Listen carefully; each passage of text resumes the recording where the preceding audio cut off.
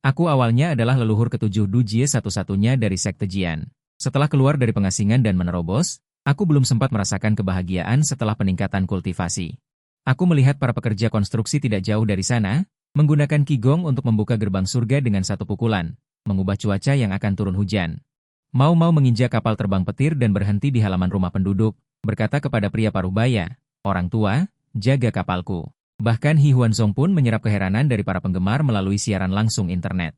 Untuk berintegrasi lebih baik ke dunia saat ini, aku memutuskan untuk berjalan ke kota untuk menjelajah. 7 Xiao Xiushi tercermin terbang melewati sisiku.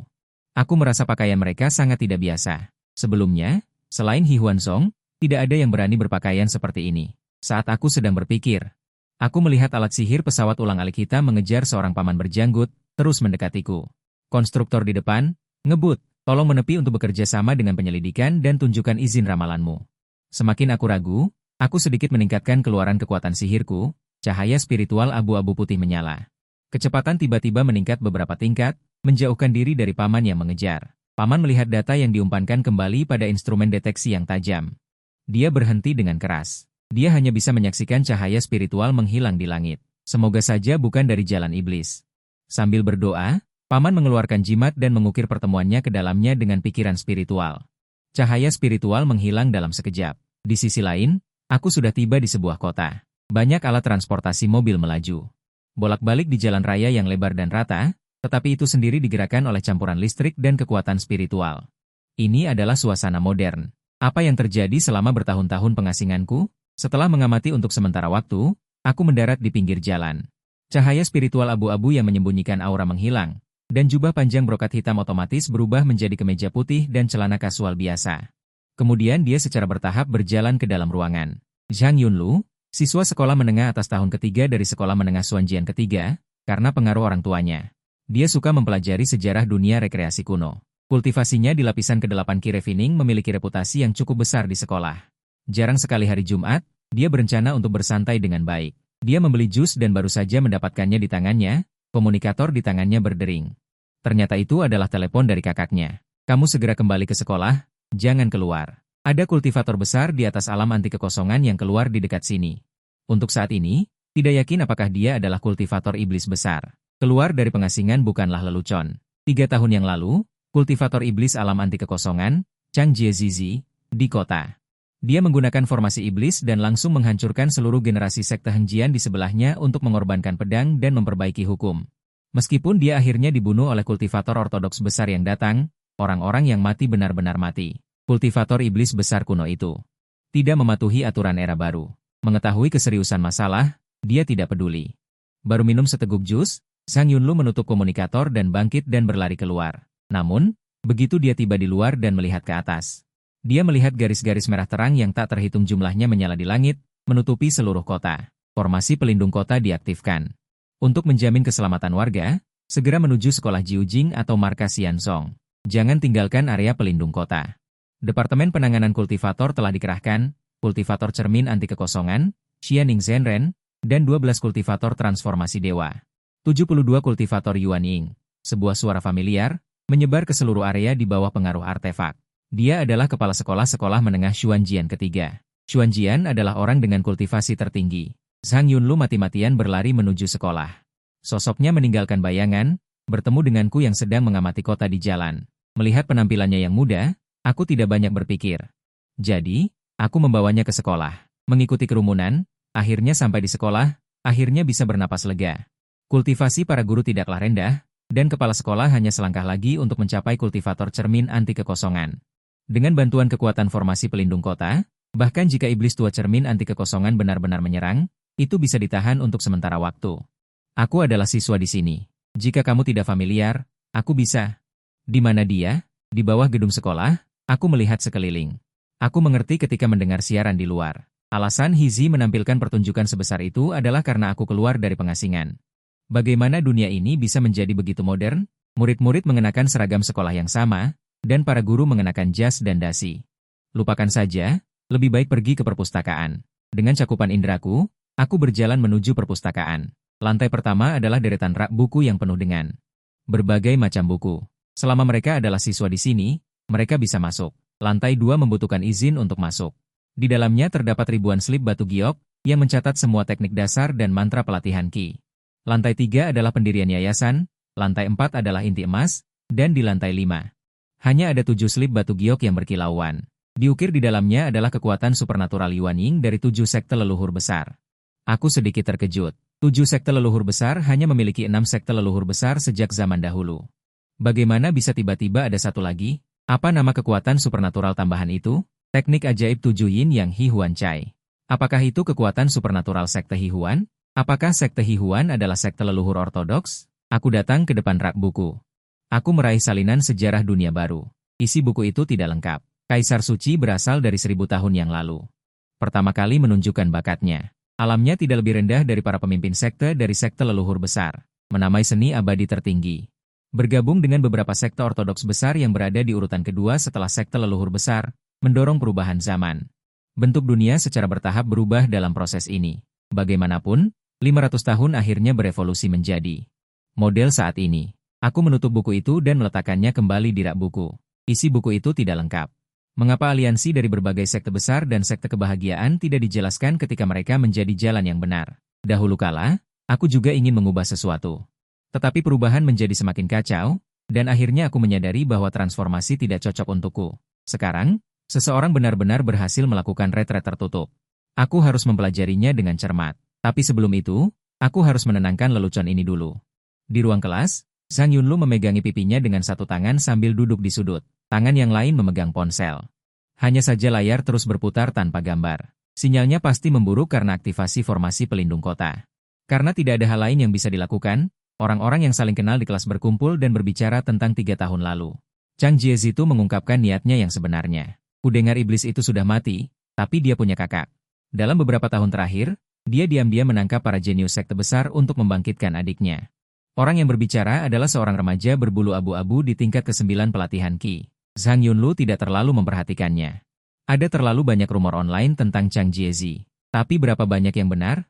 Aku benar-benar punya hati yang besar. Oh ya, izinkan aku memperkenalkan diri. Namaku Zhang Yunlu dan aku seorang siswa di sini. Kamu seharusnya bukan siswa di sini, kan? Memang, aku bukan. Namaku Yao Xiuxi, seorang kultivator dari sekte Jianzhong, salah satu dari 7 sekte pertama. Meskipun dunia kultivasi kuno sangat berbeda sekarang, 7 sekte pertama masih menjadi bug di dunia. Tanah impian bagi banyak kultivator. Benar-benar sulit bagi kultivator biasa untuk bergabung. Tulangmu bagus, berlatihlah dengan rajin. Aku berharap hari ketika kamu dan aku menjadi murid sekte yang sama. Aku tidak mengatakan apa-apa lagi. Sebaliknya, aku melihat keluar jendela. Aku melihat di atas kota, dengan penutupan formasi pelindung kota. Ruang sedikit terdistorsi, dan sosok-sosok muncul dari udara tipis. Orang di depan. Fluktuasi mana yang mengerikan beriak di sekujur tubuhnya. Kultivator hebat di alam pengembalian kekosongan, Xiaoning dari sekte tertinggi Dao. Di belakangnya ada 12 dewa transformasi dan 72 jiwa baru lahir. Melihat formasi merah tua yang memudar di bawah, dia hendak mencari dengan akal ilahi, ketika seberkas cahaya melesat melintasi langit entah dari mana. Melayang di depannya adalah jimat giok berbentuk pedang seukuran 8 telapak tangan. Sebuah kalimat datang dari jimat giok. Pedang mendalam Jianzhou. Orang yang keluar adalah anggota sekte Jianzhongku. Tidak perlu khawatir. Ini adalah jimat pedang anak dari sekte Jianzhong. Orang yang keluar berasal dari sekte Jianzhong. Setelah itu, kamu hanya perlu memberitahu wali kota. Kemudian semua orang jatuh bersama ke kota di bawah. Xuan Jian menarik diri. Dengan penutupan formasi pelindung kota, pemuda aneh itu berjalan masuk dengan perlahan. Tetapi dia tiba-tiba berhenti setelah beberapa langkah dan melihat ke kejauhan. Bagus, mereka semua adalah murid dari sekte pertama. Jiwa ilahi murni. Tidak sia-sia dia menggunakan garis keturunan sebagai panduan 3 tahun lalu dan menggunakan sihir untuk membodohi adik laki-lakinya yang bodoh sampai mati. Dia mengumpulkan semua bahan sekaligus. Setelah berseru, seorang pria muda memunculkan panji kecil berwarna perak putih, yang memancarkan cahaya perak di seluruh tubuhnya. Tampak bayangan naga dan phoenix melonjak, seperti artefak abadi dalam legenda, tetapi sebenarnya itu adalah panji 10.000 jiwa. Menyentuh pendahulu dari era artefak klasik, menyentuh peningkatan yang dilakukan oleh tokoh besar padanya, dari tubuhnya. Muncul satu demi satu sosok ilusi, bergegas menuju setiap fondasi formasi di kota, bersiap untuk menulis ulang formasi pelindung kota yang baru saja ditutup.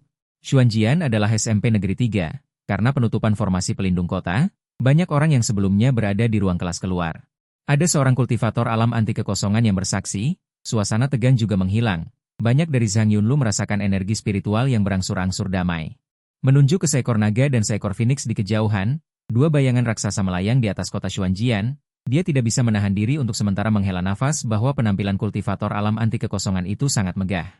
Aku tertawa di samping. Bagaimana mungkin itu dibuat oleh kultivator itu? Jelas itu adalah formasi penyerap jiwa dari jalan iblis. Orang-orang dari jalan iblis saat ini benar-benar kreatif. Sebuah formasi iblis benar-benar menghasilkan penglihatan naga dan phoenix. Wajah Zhang Yunlu sedikit pucat.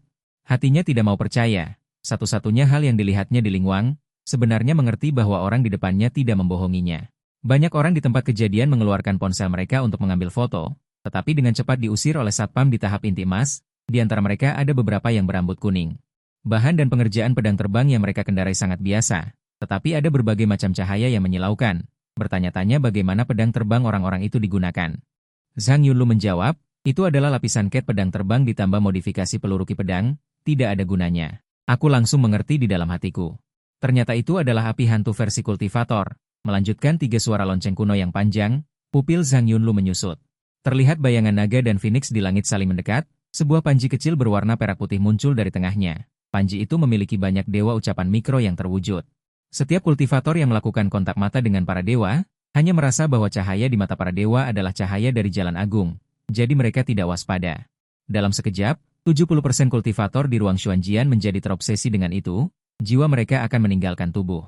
Zhang Yunlu menundukkan kepalanya, suara Brahma bergema di telinganya, tetapi dia masih menggunakan kemauannya sendiri untuk menekan dorongan untuk mengangkat kepalanya. Aku menatapnya selama beberapa detik, gadis kecil yang cukup berjodoh denganku ini, memiliki watak yang cukup baik. Kemudian dia mengangkat kepalanya dan melihat ke samping. Xiao Ning Zhenren dari alam anti kekosongan itu, mungkinkah dia belum menyadarinya? Apakah murid-murid sekte abadi generasi ini begitu buruk? Di ruang kantor wali kota, Xiao Ning Zhenren berdiri di dekat jendela dengan ekspresi serius. Sejak penglihatan muncul di langit, dia merasa ada sesuatu yang tidak beres. Panji 10.000 jiwa, masih ada orang yang berani berlatih hal semacam ini. Artefak yang menghilangkan kemanusiaan, artefak transformasi dewa. Wali kota dan murid sekte Dao Agung yang datang bersamanya.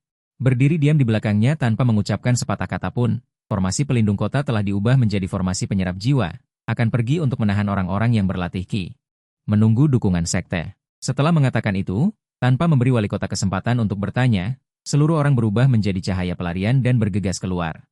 Mengumpulkan kekuatan magis tak terbatas, menjelma menjadi tangan raksasa yang menutupi langit, meraih panji perak putih di langit.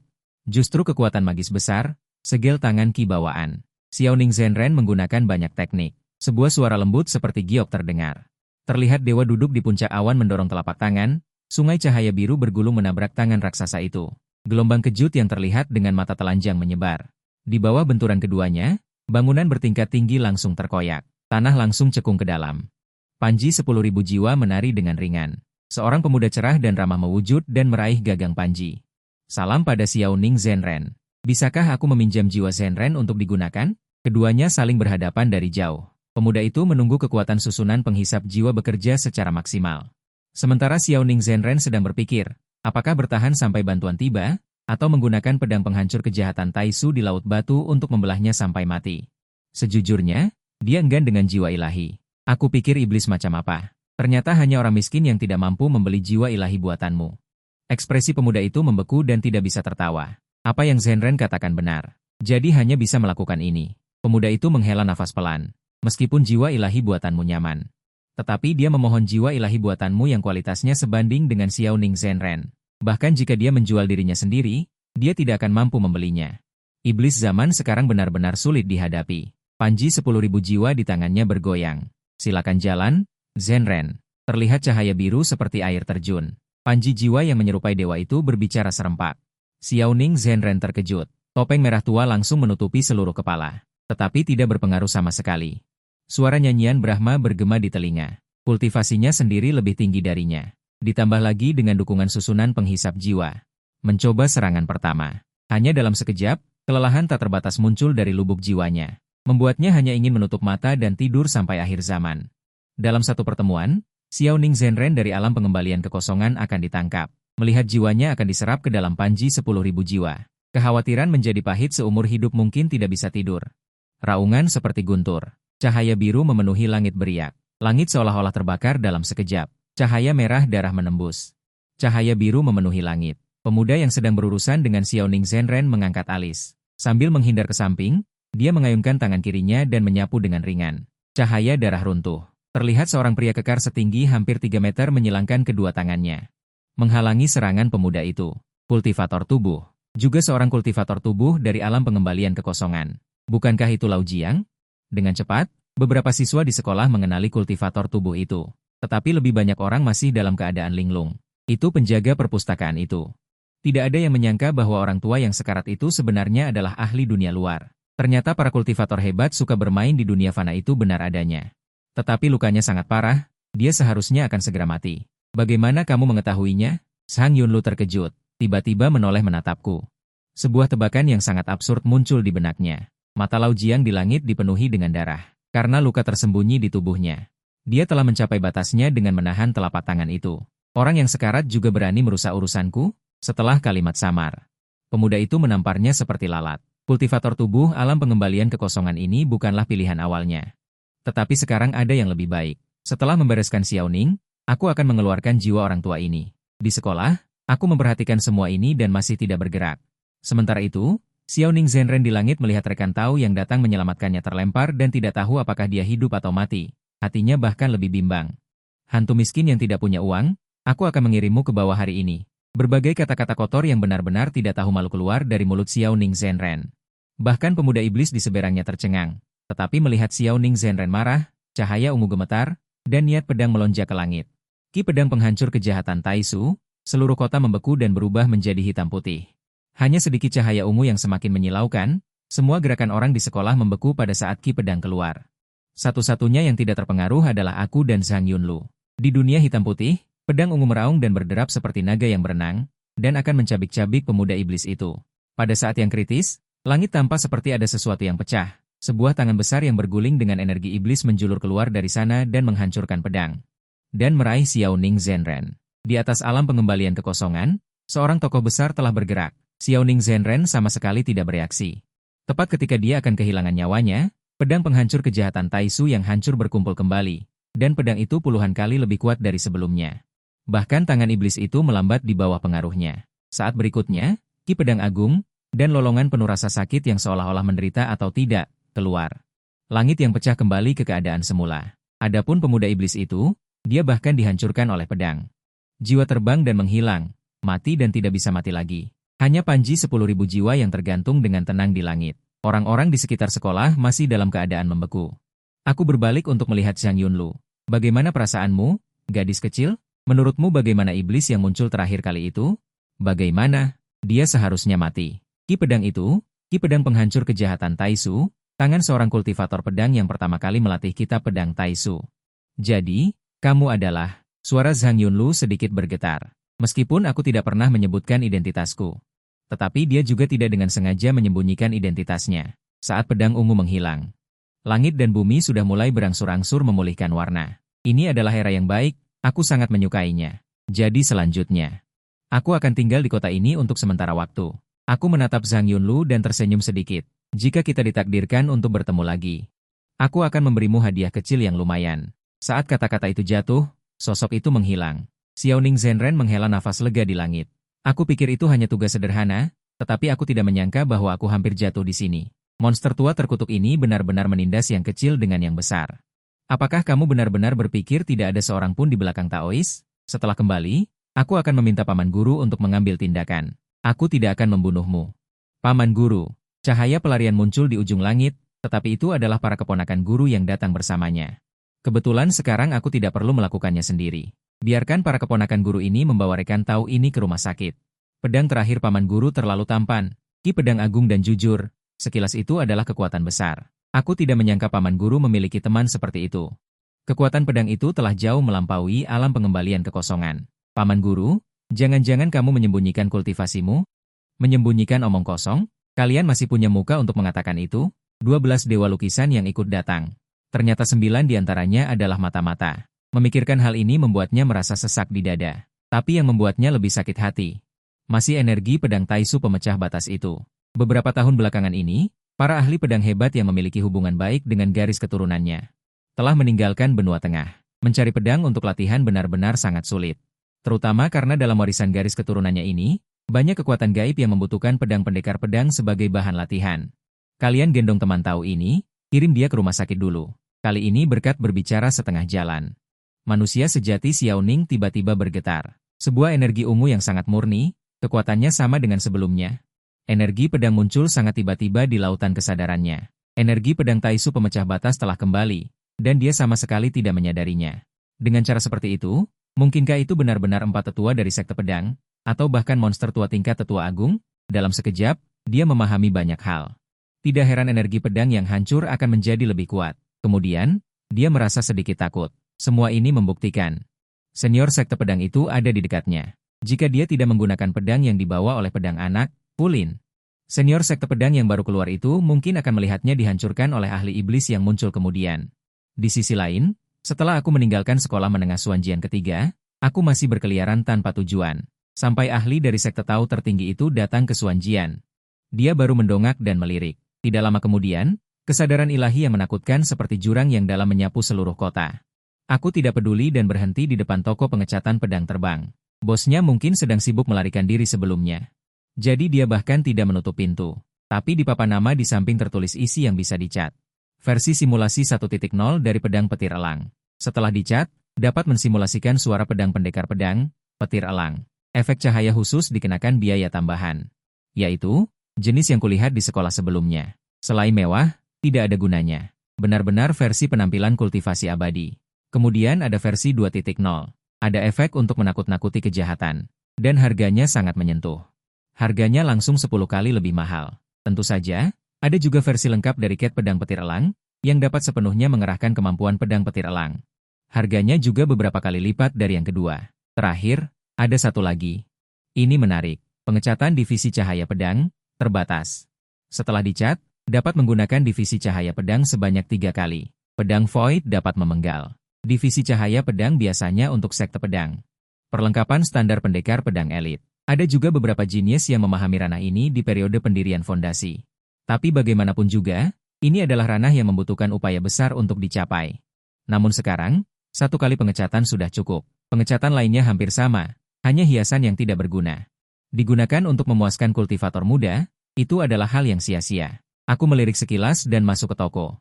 Di sekeliling dinding tergantung beberapa pedang terbang yang sudah dicat. Di dalam lemari kaca transparan, ada beberapa bahan pengecatan. Di bagian paling dalam ada sebuah meja dengan komputer di atasnya. Serta setengah mangkuk mie dingin. Mungkin karena terburu-buru, komputernya masih menyala.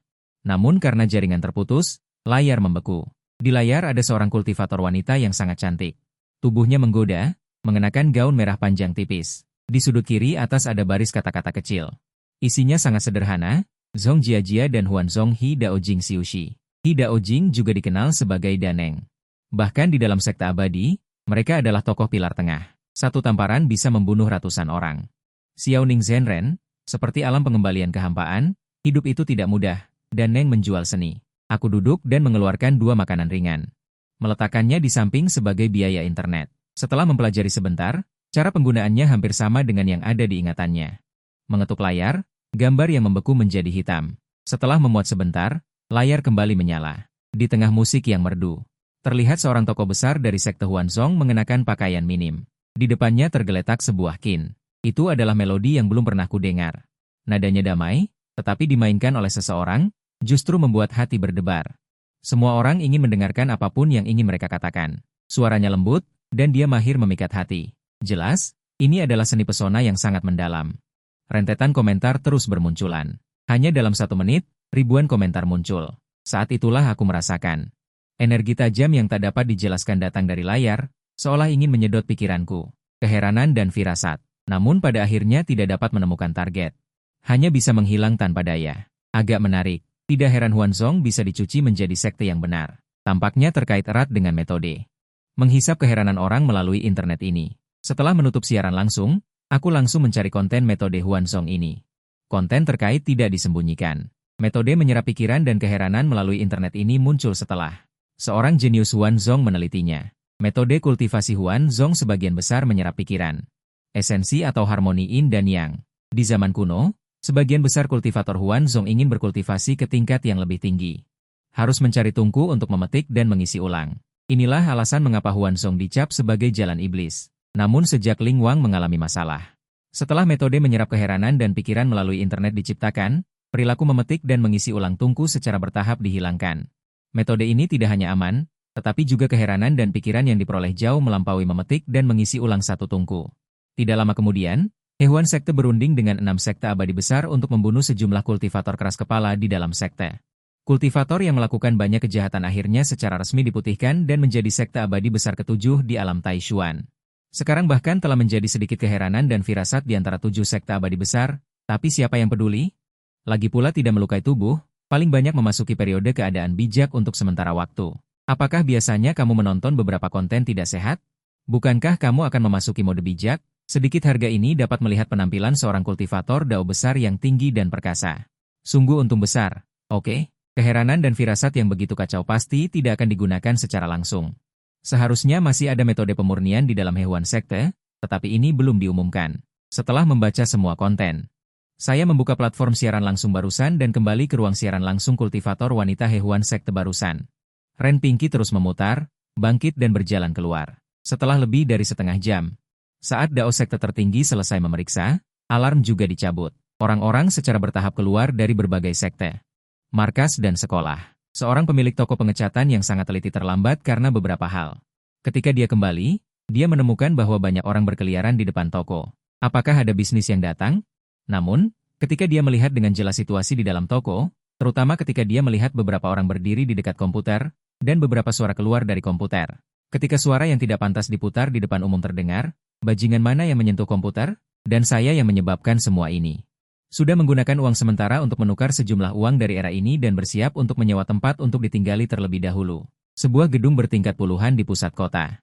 Di sisi sampingnya tertulis beberapa kata besar, Aula Urusan Sekte Jianzhong. Jianzhong adalah negara bagian terbesar di bawah pemerintahan Jianzhong. Ruang pedang misterius memiliki distribusi Aula Urusan Sekte Jianzhong. Khusus menangani hal semacam ini, tempat tinggal yang disewa melalui Aula Urusan Sekte Jianzhong relatif mahal. Tetapi keuntungannya adalah prosedurnya sederhana dan efisien. 2 penjaga berdiri di gerbang, membawa pedang panjang di punggung mereka. Keduanya adalah kultivator baja halus, dengan liontin giok putih tergantung di pinggang mereka. Ini menunjukkan bahwa mereka adalah murid luar Jianzhong. Tampaknya agak abstrak, tidak sedikit orang yang masuk dan keluar. Saya masuk tanpa menarik perhatian siapapun. Tata letak internal aula urusan mirip dengan aula layanan di ingatan saya. Sebuah cermin cahaya misterius besar tergantung di atas. Berbagai informasi melompat dengan cepat. Sebagian besar staf di belakang jendela layanan di sekitarnya hanya memiliki kultivasi pemurnian Qi. Fondasi bangunan hanya memiliki 1 atau 2 formasi inti, yang semuanya adalah kultivator muda yang tidak terlalu tua. Salah satunya tertulis dengan jelas, jalur internal kultivator Jianzhong. Ini juga dianggap sebagai hadiah kecil bagi kultivator Jianzhong. Karena tidak ada seorang pun, saya langsung berjalan dan mengeluarkan liontin giok biru. Halo, saya ingin menyewa tempat tinggal. Murid itu menerima lencana giok biru itu, dan memasukkannya ke alat seperti pembaca kartu. Tak lama kemudian, beberapa baris teks dan sebuah foto muncul di layar komputer. Setelah semuanya selesai, saya segera menandatangani kontrak, mengeluarkan pusat formasi berbentuk papan kayu kecil, dan melemparkannya dengan lembut ke depan. Riak-riak muncul di udara, menutupi seluruh villa, dan membuka lorong. Ini adalah formasi pengumpul roh pemikat jiwa yang cukup sederhana, yang hanya menghalangi kucing dan anjing, tikus sastra, dan hewan kecil lainnya. Bahkan kultivator di tahap latihan Qi dapat memecahkannya dengan paksa, dan dilengkapi dengan ruang alkimia dan ruang latihan Qi. Mata air spiritual, ruang tenang yang dilengkapi dengan dupa penyegaran pikiran, dan fasilitas hiburan lainnya juga tersedia. Yang terpenting adalah di sini. Dilindungi oleh Jianzhong, bahkan para kultivator iblis hari ini tidak berani menyerang tempat ini. Secara umum, itu mirip dengan gua sewaan sebelum dia menutup diri, tetapi tingkat kenyamanannya jauh melebihi waktu itu. Setelah itu, perbaiki formasinya, agar tidak ada yang tersesat. Setelah berjalan ke villa, saya melihat-lihat. Di dinding setiap kamar, terdapat tubuh meridian spiritual mikro yang bertatahkan, yang merupakan basis getaran AC formasi. Itu juga diciptakan oleh Kaisar Suciuan, yang dapat menyesuaikan suhu dalam rentang tertentu, tetapi batas bawah dan batas atasnya tidak tinggi. Jadi itu diklasifikasikan sebagai formasi tambahan. Setelah berkeliling, dia berjalan ke jendela besar dari lantai ke langit-langit. Tetesan hujan sebesar jari jatuh, bunga-bunga dan tanaman di taman bergoyang tertiup angin, mendongak ke langit, kilat menyambar, dan badai akan datang. Tiba-tiba, jejak tinju membubung ke udara di kejauhan, langsung mengenai awan gelap tebal di langit, dan cahaya menyilaukan seketika. Awan gelap tebal telah didorong ke tepi. seperti lukisan abu-abu di tengahnya, dihapus oleh penghapus untuk membentuk area kosong melingkar. Di televisi yang menyala di samping, tim konstruksi sedang diwawancarai, karena kebutuhan konstruksi. Kami memutuskan untuk mengubah cuaca dalam skala kecil. Langkah ini telah diizinkan oleh Balai Urusan Jianzhong. Saya harap para kultivator tidak meniru. Di gambar, ada seseorang di kejauhan perlahan menarik tinjunya. Mungkin itu karyanya barusan. Pekerjaan tanah saat ini agak sibuk. Bagi para praktisi yang kembali ke diri mereka sendiri, selama alam mencapai Yuanying, mereka dapat dengan mudah mengubah cuaca. Jadi sekarang beberapa tim konstruksi terkenal akan dilengkapi dengan seorang kultivator tingkat Yuanying untuk menciptakan lingkungan konstruksi yang baik bila perlu. Bagaimanapun, para ahli Hedao pergi untuk melakukan siaran langsung, dan tampaknya tidak ada apa-apa bagi para kultivator Yuanying untuk melakukan hal-hal ini. Tetapi kenyataannya tidak demikian. Anda harus tahu bahwa begitu seorang praktisi memulai jalan kultivasi, mentalitas mereka akan berubah tanpa sadar, dan mereka secara tidak sadar akan berpikir bahwa mereka dan manusia fana. Mereka adalah dua makhluk. Dengan luasnya benua tengah, para kultivator periode Yuanying ada di sana sebelum dia menutup diri. Itu dapat sepenuhnya membagi suatu tempat sebagai penguasa, tetapi sekarang dia dengan sukarela pergi untuk melakukan pekerjaan tanah. Tinju Kaisar Suci memang luar biasa, pikirku dalam hati. Hujan terus turun. Tinju barusan tidak memengaruhi cuaca di sini. Bunga-bunga kecil di taman luar bergoyang tertiup badai. Kabut hujan menyelimuti langit dan bumi, membuat orang tidak bisa melihat kejauhan. Kembali ke depan TV. Di dalamnya sedang disiarkan langsung lokasi konstruksi tim konstruksi barusan. Terlihat beberapa jin dan bekerja sama menggunakan sihir. Menambah lubang besar yang disebabkan oleh pertempuran dengan kecepatan yang terlihat dengan mata telanjang. Fosil menunjuk ke arahmu untuk melakukan versi sederhana. Versi modifikasi dari memanggil angin dan hujan. Di antara cahaya dari banyak teknik, berbagai energi pedang terbang di langit. Beberapa cara penggunaan teknik itu bahkan membuatku merasa takjub. Sepertinya tidak akan lama lagi. Bangunan-bangunan yang rusak itu akan dibangun kembali. Perlahan langit menjadi gelap di malam hari. Hujannya berhenti, aku mematikan TV dan bangkit keluar. Udara setelah hujan sangat segar. Di tanah terdapat beberapa kelopak bunga dan daun yang berguguran. Mungkin karena tinju itu. Hujan kali ini sangat deras. Berbagai bunga di taman akan hancur berantakan. Aku melirik, mengangkat tanganku dan melambai. Pusaran menggulung kelopak bunga dan daun di tanah dan melemparkannya ke tempat sampah di pinggir jalan luar. Kemudian aku mendongak, dan di bawah langit malam, bintang jatuh dengan warna berbeda melesat di langit. Itu adalah cahaya pelarian para kultivator. Berbagai warna cahaya pelarian membelah langit berbintang. Di antara beberapa cahaya pelarian itu, masih ada sedikit aura yang familiar. Xuanjian adalah kerabat dan teman Yusi di luar, jadi tentu saja mereka tidak bisa hanya duduk diam. Bahkan jika hanya sebagian yang kembali, jumlahnya masih sangat besar. Sementara di gedung wali kota yang melihat pemandangan ini masih sedikit panik. Bagaimana jika ada lagi hantu miskin dari jalan iblis yang ikut campur? Masalah sial yang dihadapi hari ini bukankah itu ulah salah satu dari jalan iblis? Hantu miskin yang sudah mati? Selain itu, siapa sebenarnya kultivator hebat yang keluar dari pengasingan itu masih belum jelas. Sekarang tidak boleh kacau. Namun, petinggi dari sekte tertinggi belum pergi. Hal ini membuatnya merasa jauh lebih tenang. Aku melihat langit malam sebentar dan tidak bisa menahan diri untuk berbalik dan masuk ke dalam. Saudara senior mengatakan bahwa kultivator yang keluar dari pengasingan kali ini adalah senior dari sekte pedang kita. Tapi senior yang mana? 3 sosok berdiri berdampingan, semuanya tampak muda. Pakaian brokat biru yang mereka kenakan jelas merupakan seragam murid inti sekte pedang bertahun-tahun lalu.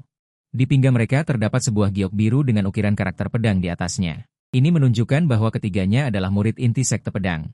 Sementara kultivasi tahap jiwa baru lahir termasuk dalam jajaran yang terbaik di antara para murid inti. Pemuda di tengah memiliki sikap yang tenang. Dengan kekuatan magis yang luas dan melonjak, seluruh dirinya tampak seperti pedang yang tersembunyi di sarungnya. Jangan banyak bertanya, itu saja yang bisa kukatakan.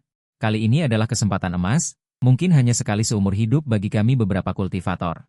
Bola spiritual perlahan naik, kedua orang di sampingnya terkejut mendengar ini. Mereka tahu bahwa kakak senior mereka memiliki latar belakang yang kuat, bakat luar biasa, dan merupakan bibit yang diharapkan mencapai Dao. Saya punya satu hal untuk diingat oleh kedua adik junior. Kakak senior, silakan bicara. Sikapnya membuat keduanya tidak berani ceroboh sedikit pun. Jangan pernah menindas orang lain. Kakak senior bercanda, saya selalu ramah kepada orang lain. Pria muda di sebelah kiri tertawa, saya mengerti. Pria muda di sebelah kanan menjawab dengan suara teredam, bola spiritual tidak berbicara lebih jauh. Tidak seperti kedua adik juniornya yang tidak tahu apa-apa, dia mengetahui beberapa informasi dari para tetua, jadi dia membayar harga yang sangat mahal. Untuk mendapatkan kesempatan ini, setelah para senior dari sekte pedang yang keluar dari pengasingan kali ini, paling suka memberikan kesempatan kepada generasi muda, kali ini bahkan lebih istimewa. Yang ingin dia perjuangkan adalah kesempatan ini. Pada saat yang sama di rumah Zhang Yunlu berbaring telentang di tempat tidur. Matanya agak kosong, cahaya pedang ungu itu, dan tangan besar artefak iblis yang terungkap. Adegan ini terus diputar ulang di benaknya, bentrokan kekuatan magis dari ahli Dao, penonton pasti akan terpengaruh. Jika orang biasa melihatnya, jiwa mereka akan rusak ringan, menjadi idiot, atau langsung mati. Tetapi Zhang Yunlu berbeda. Dia adalah seorang kultivator di tahap pemurnian Qi, jiwanya lebih kuat dari orang biasa, ditambah lagi saya membantunya melemahkan pengaruhnya. Adegan pertarungan langsung para ahli Dao telah berubah menjadi cobaan, tidak hanya tidak akan rusak tetapi juga dapat memperoleh manfaat darinya, jika seseorang dengan pemahaman yang tinggi dan luar biasa. Bahkan dapat memahami kitab pedang Taisu, dan metode kultivasi iblis itu, bahkan jika pemahamannya tidak terlalu tinggi. Itu juga dapat mencapai efek meningkatkan kekuatan sihir dan jiwa, hanya saja prosesnya tidak begitu mudah. Tadi malam pukul 11. Li tertentu dan Feng tertentu, kultivator pedang, diperingatkan karena ngebut, melanggar aturan lalu lintas, sesuai dengan peraturan pengelolaan lalu lintas. Keduanya dijatuhi hukuman 10 hari penahanan dan denda 2.000 koin. Kami memahami perasaan para kultivator yang ingin segera pulang. Ingin memastikan keselamatan kerabat dan teman, tetapi harap pastikan untuk mematuhi aturan lalu lintas, cermin cahaya misterius besar yang tergantung di gedung. Sedang menyiarkan berita, kedengarannya seperti kultivator pedang dari sekte pedang, dalam hal ini. Sekte pedang selalu lebih ketat terhadap para kultivatornya sendiri. Zhang Yunlu mengenakan seragam sekolah biru dan putih, menggigit kue panggang. Di tangan yang lain dia juga memegang secangkir susu kedelai. Mendengar berita ini dia tidak bisa menahan diri untuk berkomentar. Tadi malam dia terus disiksa oleh adegan itu. Dia awalnya berencana untuk meminta bantuan kakaknya untuk meminta izin. Dia tidak tahu kapan dia tertidur. Tetapi dia tidak menyangka bahwa dia akan merasa jauh lebih baik setelah bangun. Kepalanya tidak pusing, kakinya tidak sakit, dan bahkan adegan yang terus berulang di benaknya juga berhenti. Karena dia sudah pulih, tentu saja dia tidak akan tinggal di rumah dan membuang waktu. Jadi, dia bersikeras untuk datang ke sekolah meskipun kakaknya menghalangi. Ujian masuk universitas akan segera tiba, jadi dia tidak boleh membuang waktu. Sambil berjalan, dia teringat padaku yang dia temui kemarin. Siapakah kultivator hebat dari sekte pedang itu? Seorang kultivator terpencil yang baru muncul. Tanpa diduga, hal seperti ini terjadi padanya. Dia hanya melihat hal semacam ini di novel dan film, tapi dia tidak menyangka akan benar-benar mengalaminya. Protagonis dalam novel dan film bertemu dengan kultivator hebat seperti itu. Bahkan jika mereka tidak melesat ke langit, setidaknya mereka akan mendapatkan perlindungan dari kultivator hebat itu. Orang itu mengatakan kemarin bahwa jika dia memiliki kesempatan untuk bertemu lagi, dia akan memberinya hadiah yang bagus. Tetapi kultivator hebat datang dan pergi tanpa jejak.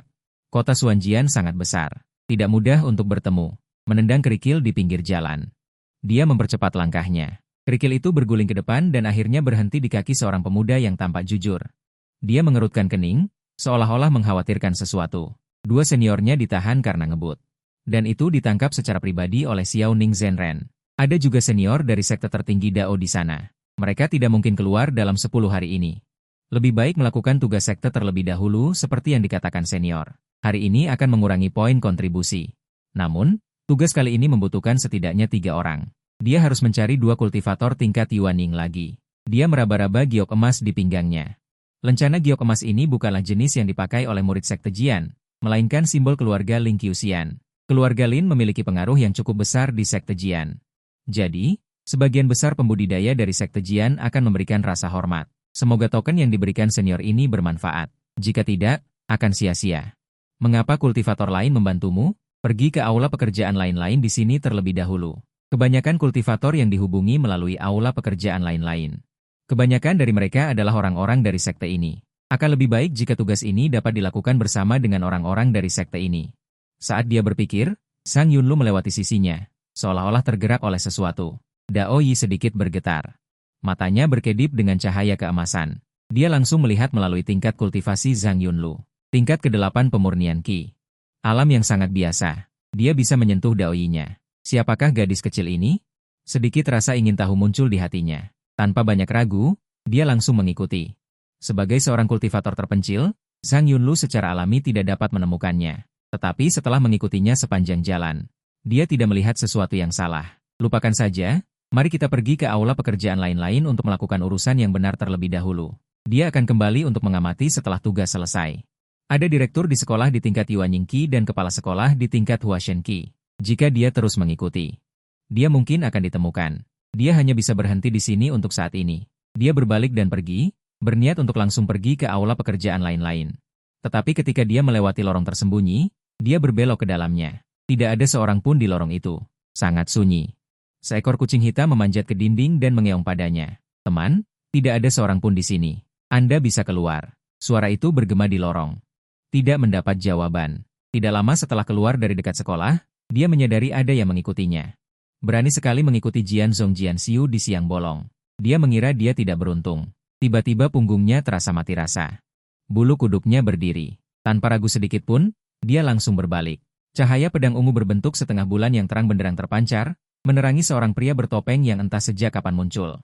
Mengenakan pakaian olahraga biasa, memakai masker, matanya memancarkan niat membunuh yang tak terselubung. Cahaya pedang ungu dengan mudah dihancurkan. Gerakannya secepat kilat, dalam sekejap mata sudah berada di depannya. Mencekik lehernya dan membenturkannya ke dinding, sama sekali tidak memberinya kesempatan untuk mengeluarkan pedang berikutnya. Mana yang ganas dan panas mengalir ke dalam tubuh, kekuatan yang sangat kuat hingga sulit digoyahkan mencengkeram erat meridiannya. Menyegel seluruh mana di tubuhnya. Kultivasi tubuhnya bahkan lebih tinggi darinya. Kultivator tubuh tingkat ini. Mengapa dia bisa menyadarinya? Orang ini sengaja membiarkannya menyadarinya. Di bawah tekanan aura yang kuat.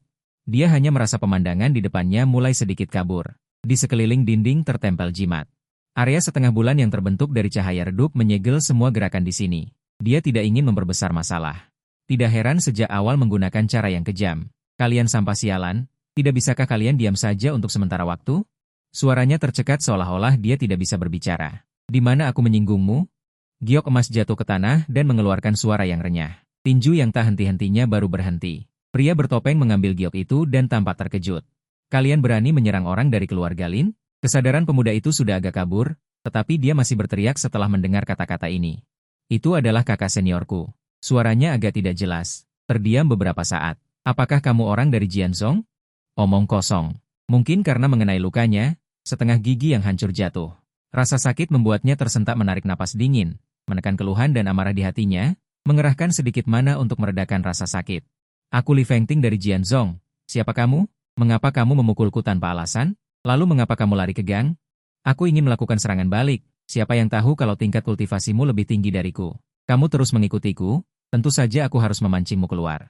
Maaf, aku salah orang. Salah orang.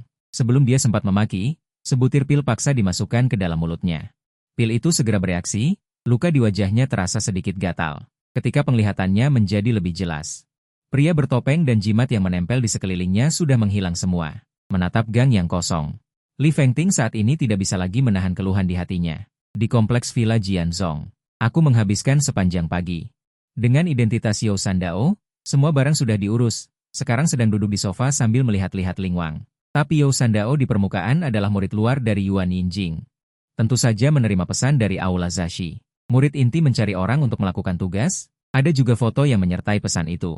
Itu adalah giok emas indah dengan lonceng terukir di atasnya. Aku bangkit dari sofa dan melihat keluar. Setelah membalas pesan, aku langsung berjalan keluar menuju gedung Aula Zashi. Paman Guru Sandao, silakan ikuti saya ke sini. Zuo Yuning berada di luar gedung, segera menghampiriku dan memimpin jalan. Hanya saja, apa maksudnya dengan sebutan Paman Guru Sandao ini? Biasanya, bukankah seharusnya Paman Guru Su? Tapi dia tidak terlalu peduli dengan hal-hal kecil. Mengikuti Zuo Yuning masuk ruang resepsi yang sudah disiapkan. Penampilan khusus Li Fengting membuatnya meliriknya beberapa kali. Nama keluarga Lin masih sangat berguna. Selain dia, ada juga 5 kultivator Yuan Yin. Aura kelima orang itu tidak merata. Yang terkuat adalah seorang pria kekar yang mengenakan setelan jas. Sudah tahap akhir Yuan Yin, otot-ototnya yang kekar membuat setelan jasnya terlihat ketat. Jika bukan karena saran dari pemimpin, orang lain mungkin akan salah mengira dia sebagai kultivator tubuh. Aura 4 orang lainnya juga tidak lemah. Di antara mereka, ada 2 orang yang sepertinya bersaudara. Penampilan mereka sangat mirip. Mereka semua mengamati orang-orang di sekitar mereka. 7 kultivator Yuan Yin. Ini sudah menjadi kekuatan yang sangat kuat di sekte Xuanjian. Salam kepada para kakak senior. Saya Li Fengting. Li Fengting menangkupkan tangannya. Yang termuda di sini lebih tua darinya, dan tingkat kultivasi semua orang hampir sama. Jadi tidak masalah untuk menyapa seperti itu. Kamu bukan dari keluarga Lin. Pria kekar itu langsung bertanya. Aku bukan, tapi kakak seniorku adalah. Kakak senior berkata, selama kalian semua bersedia membantu, poin kontribusi kali ini akan menjadi milik kalian semua. Selain itu, ada juga hadiah tambahan. Sungguh rezeki nomplok. Saudara muda Li, jika saya tidak salah lihat, kamu sepertinya terluka. Yang berbicara adalah seorang kultivator dengan wajah pucat. Seharusnya dia telah mengolah teknik pedang Yinsa. Ada aura jahat yang melayang di antara alisnya. Apakah lukamu terkait dengan tugas kali ini? Tidak terkait. Li Fengting menggertakkan giginya. Dia merasa sangat tertekan memikirkannya. Aku dipukuli oleh orang gila yang entah dari mana. Karena itu, bagaimana saudara muda bisa yakin bahwa orang itu tidak datang untuk tugas kalian? Dia benar-benar tidak ingin mengatakannya, tetapi situasinya sekarang membuatnya harus mengatakannya. Karena setelah orang itu menyerangku, dia bilang dia salah mengenali orang dan memberiku pil. Jika tidak, lukaku tidak mungkin sembuh secepat ini. Ternyata itu adalah kebenaran. Aku sedikit senang. Anak malang ini benar-benar dipukuli. Diam-diam mengikuti adik orang, pantas saja dipukul. Namun, dari sudut pandangnya, memang sangat aneh. Aku tahu sebab dan akibatnya, tetapi orang lain tidak tahu. Aku mengetahui sebab dan akibatnya, tetapi yang lain tidak tahu. Semua orang merasa bahwa Li Fengting menyembunyikan sesuatu, dan akhirnya seorang kultivator pedang wanita dengan energi yin yang kuat berbicara. Tolong jelaskan isi tugasnya terlebih dahulu, saudara muda. Dia membawa pedang panjang hitam di punggungnya, dengan fitur wajah yang suram. Matanya berwarna kuning ambar yang indah, dengan cahaya ilahi yang mengalir, jelas dia telah mengolah kekuatan supranatural yang sesuai. Baik, Li Fengting dengan cepat menjelaskan, karena takut semua orang akan pergi. Aku dan dua saudara senior menerima tugas investigasi, yang dikeluarkan oleh seorang tetua. Orang tua itu pernah menemukan alam rahasia di kota Xuanjian. Setelah dia menghabiskan banyak upaya untuk masuk ke dalamnya, dia tidak mendapatkan apa-apa. Setelah kembali ke sekte, dia mempelajari buku-buku kuno di sekte, dan kemudian menemukan bahwa alam rahasia itu sebenarnya adalah tempat seseorang memelihara pedang. Dia ingin datang dan menyelidiki secara pribadi, tetapi ada sesuatu di sekte yang mengharuskannya untuk pergi. Dia tidak bisa melepaskan diri. Jadi dia mengeluarkan tugas, jika saudara senior bersedia pergi, aku akan mengirimkan informasi tentang alam rahasia itu kepada kalian. Dia secara singkat memperkenalkan tugas tersebut, tanpa kata-kata tambahan, dia benar-benar tidak pandai bersosialisasi dengan orang lain. Hal semacam ini biasanya dilakukan oleh saudara Feng, aku tidak tertarik. Pria kuat itu menggelengkan kepalanya dan berbalik untuk pergi. Dua kultivator pedang yang tampak sangat mirip saling memandang. Dan juga berbalik untuk pergi. Aku juga tidak tertarik. Pria dengan wajah pucat itu juga pergi. Kondisinya bagus, tetapi dia tidak mempercayainya, dan dia bukan dari keluarga Lin, jadi tidak perlu mengambil risiko untuk mendapatkan poin kontribusi ini. Li Fengting hanya bisa melihat dua orang yang tersisa. Jika mereka berdua pergi lagi, dia benar-benar tidak akan bisa berbuat apa-apa. Aku cukup tertarik. Tentu saja aku tidak mungkin pergi, hitung aku. Kultivator pedang wanita itu juga tidak berniat untuk pergi. Untungnya, dengan dirinya sendiri, dia berhasil mengumpulkan 3 orang. Terima kasih saudara senior dan saudari senior. Li Fengting berkata dengan sungguh-sungguh. Sama-sama. Kultivator pedang wanita itu mengangguk, lalu mengulurkan tangannya ke arahku. Jiang Jin, aku berjabat tangan dengannya. You Sandao, Jiang Jin, dan Li Fengting tertegun sejenak pada saat yang sama. Sama seperti Zuo Yuning sebelumnya, kau seorang kultivator pedang dengan nama seperti itu. Perampok pedang? Li Fengting dengan cepat mengirimkan informasi terkait tentang alam rahasia itu kepada mereka berdua. Itu adalah alam rahasia tambahan, yang bergantung pada kenyataan tetapi tidak terlihat oleh dunia. Bahkan pintu masuknya pun membutuhkan metode khusus. Untuk membukanya, dan satu-satunya pintu masuk terletak di lereng gunung di pinggiran kota Xuanjian. Menurut deskripsi informasi, di sekitar alam rahasia itu tumbuh banyak rumput tongsuan dengan atribut ilmu pedang. Inilah alasan mengapa tetua itu menilai bahwa alam rahasia itu adalah tempat untuk memelihara pedang, pemilik ilmu pedang yang dapat menghasilkan seluruh alam rahasia. Setidaknya adalah seorang ahli ilmu pedang di masa hidupnya. Jiang Jin berkomentar setelah membacanya, perjalanan ini sangat berbahaya. Li Fengting mengangguk dan melanjutkan penjelasannya. Saudari senior benar, dengan kemampuan kita, untuk mengambil komponen dari ahli pedang itu memang berbahaya, jadi yang perlu kita lakukan hanyalah mengumpulkan informasi, selain poin kontribusi dasar tugas. Sekte juga akan memberikan poin kontribusi tambahan berdasarkan nilai informasi yang kita berikan, yang merupakan inti dari daftar tugas pendirian sekte saat ini. Benar-benar adil, itu masuk akal. Jika tidak mungkin, kita bisa mundur tepat waktu. Mengapa kalian semua berpikir bahwa pendekar pedang itu sudah tidak ada lagi di dunia ini? Tiba-tiba aku menyadari. Mungkin pendekar pedang itu masih hidup, suasana tiba-tiba hening, sunyi selama beberapa detik. Li Fengting tertawa pahit 3 kali. Senior, jangan menakutiku. Materi juga mengatakan bahwa waktu keberadaan alam rahasia pedang itu sudah lebih dari 1.500 tahun, bahkan jika itu adalah ahli hebat, atau bahkan pendekar pedang di atas itu. Mungkin tidak akan membiarkan komponen meninggalkan diri mereka begitu lama, kan? Jika pemilik alam rahasia pedang ini masih hidup, jika pemilik pedang masih hidup di dunia, lalu ketika tetua memasuki alam rahasia sebelumnya, Mengapa dia tidak muncul untuk menghentikannya? Hampir dengan tenang menganalisis bahwa para tetua pendiri sekte semuanya adalah cermin anti kekosongan. Bahkan jika itu adalah ahli hebat, atau bahkan pendekar pedang di atas ahli hebat, tidak mungkin membiarkan seorang pendekar pedang anti kekosongan memasuki alam rahasia pedang mereka. Kan? Itu benar juga, aku tersenyum. Mungkin aku terlalu banyak berpikir. Berapa lama senior dan saudari senior perlu bersiap? Aku siap kapan saja. Hampir dengan tenang berkata, tapi, saudara Mudali, berapa lama lukamu perlu dipulihkan? Ini hanya luka ringan, tidak masalah. Li Fengping menjentikan kain pembunuh.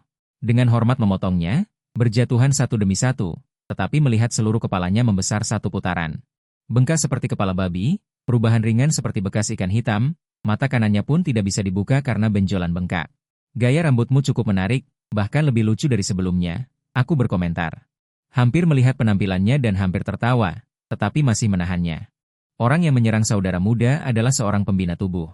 Jika bukan pembina tubuh, luka ini sudah sembuh sejak lama. Setiap pembina tubuh memiliki metode pemurnian khusus, jadi luka yang mereka sebabkan sangat sulit untuk pulih, terutama luka luar. Aku tidak tahu siapa. Metode yang diciptakan oleh pembina tubuh benar-benar tidak berperasaan, tapi tidak masalah. Pembina tubuh yang menyerangku memberiku pil luka ringan ini. Meskipun masih butuh waktu untuk pulih, itu tidak memengaruhi pertempuran. Li Fengping mengambil kain kasa baru dan melilitkannya di kepalanya. Ini bahkan tidak sebaik terus membungkusnya. Saudara Sandao, apakah butuh waktu untuk persiapan? Tidak perlu, beberapa menit kemudian. Ketiganya meninggalkan gedung Zashitang dan datang ke tempat terbuka, lalu terbang ke langit. Rute terbang pedang Yuan Ying Xiuxi jauh lebih tinggi daripada rute Zuki, hanya bisa terlihat dengan mata telanjang. Liu Guangtou telah tiba, Li Fengping memimpin jalan di depan, dan Jiang Jin mengikuti dari belakang.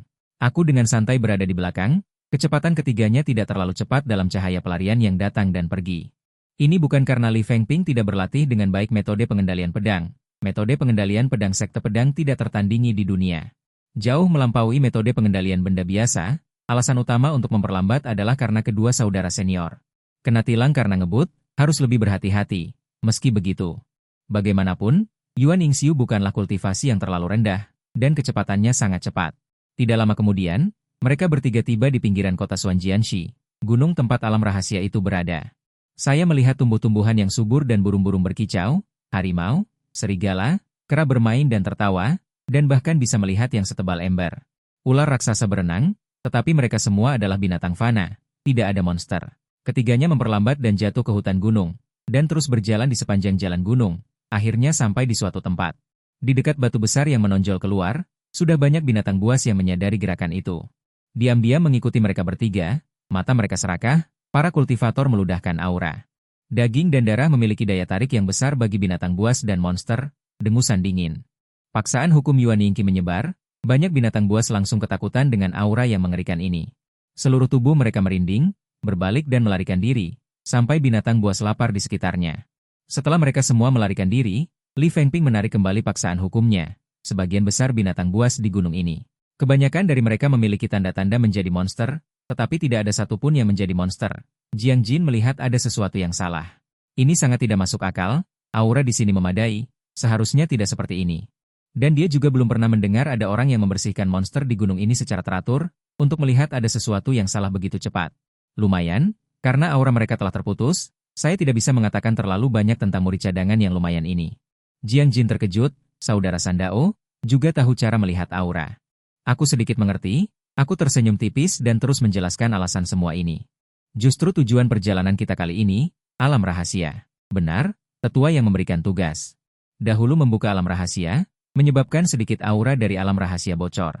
Mungkin dia tidak menyukai makhluk iblis. Jadi dia memotong aura iblis mereka. Hampir tanpa berpikir. Saat berikutnya tiba-tiba mendongak. Cahaya ilahi beredar di matanya, energi jernih yang pekat melonjak di hutan. Inilah aura seluruh gunung, aura makhluk hidup di gunung. Seharusnya aura hutan, tetapi iblis besar yang menyebabkan itu tidak berlebihan. Tetapi di atas energi jernih yang pekat dan tebal. Pasti terbungkus cahaya merah yang sangat menyilaukan, tajam dan dingin. Suara-suara menekan atau bahkan memotong seluruh gunung, bahkan aura makhluk hidup di gunung.